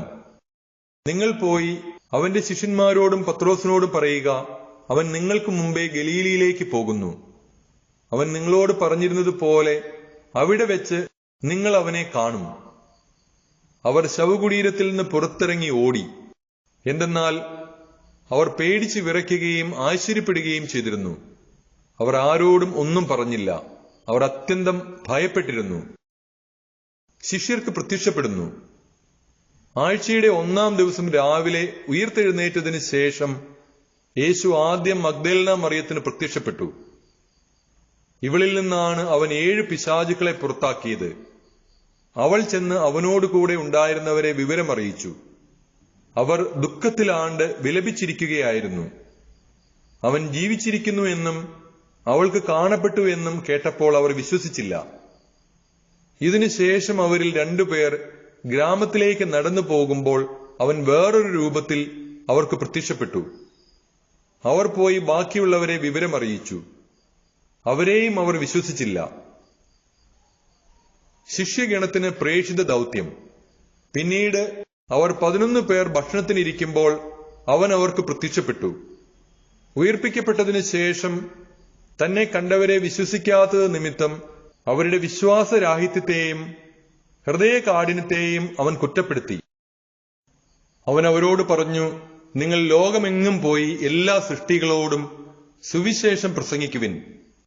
വിശ്വസിച്ച് സ്നാനം സ്വീകരിക്കുന്നവൻ രക്ഷിക്കപ്പെടും, വിശ്വസിക്കാത്തവൻ ശിക്ഷിക്കപ്പെടും.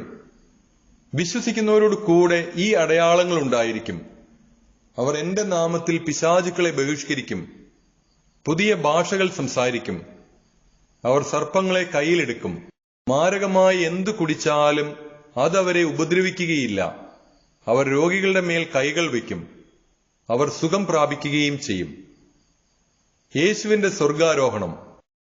കർത്താവായ യേശു അവരോട് സംസാരിച്ചതിന് ശേഷം സ്വർഗത്തിലേക്ക് സംവഹിക്കപ്പെട്ടു. അവൻ ദൈവത്തിന്റെ വലതുഭാഗത്ത് ഉപവിഷ്ടനായി. അവർ എല്ലായിടത്തും പോയി പ്രസംഗിച്ചു. കർത്താവ് അവരോടുകൂടെ പ്രവർത്തിക്കുകയും അടയാളങ്ങൾ കൊണ്ട് വചനം സ്ഥിരീകരിക്കുകയും ചെയ്തിരുന്നു.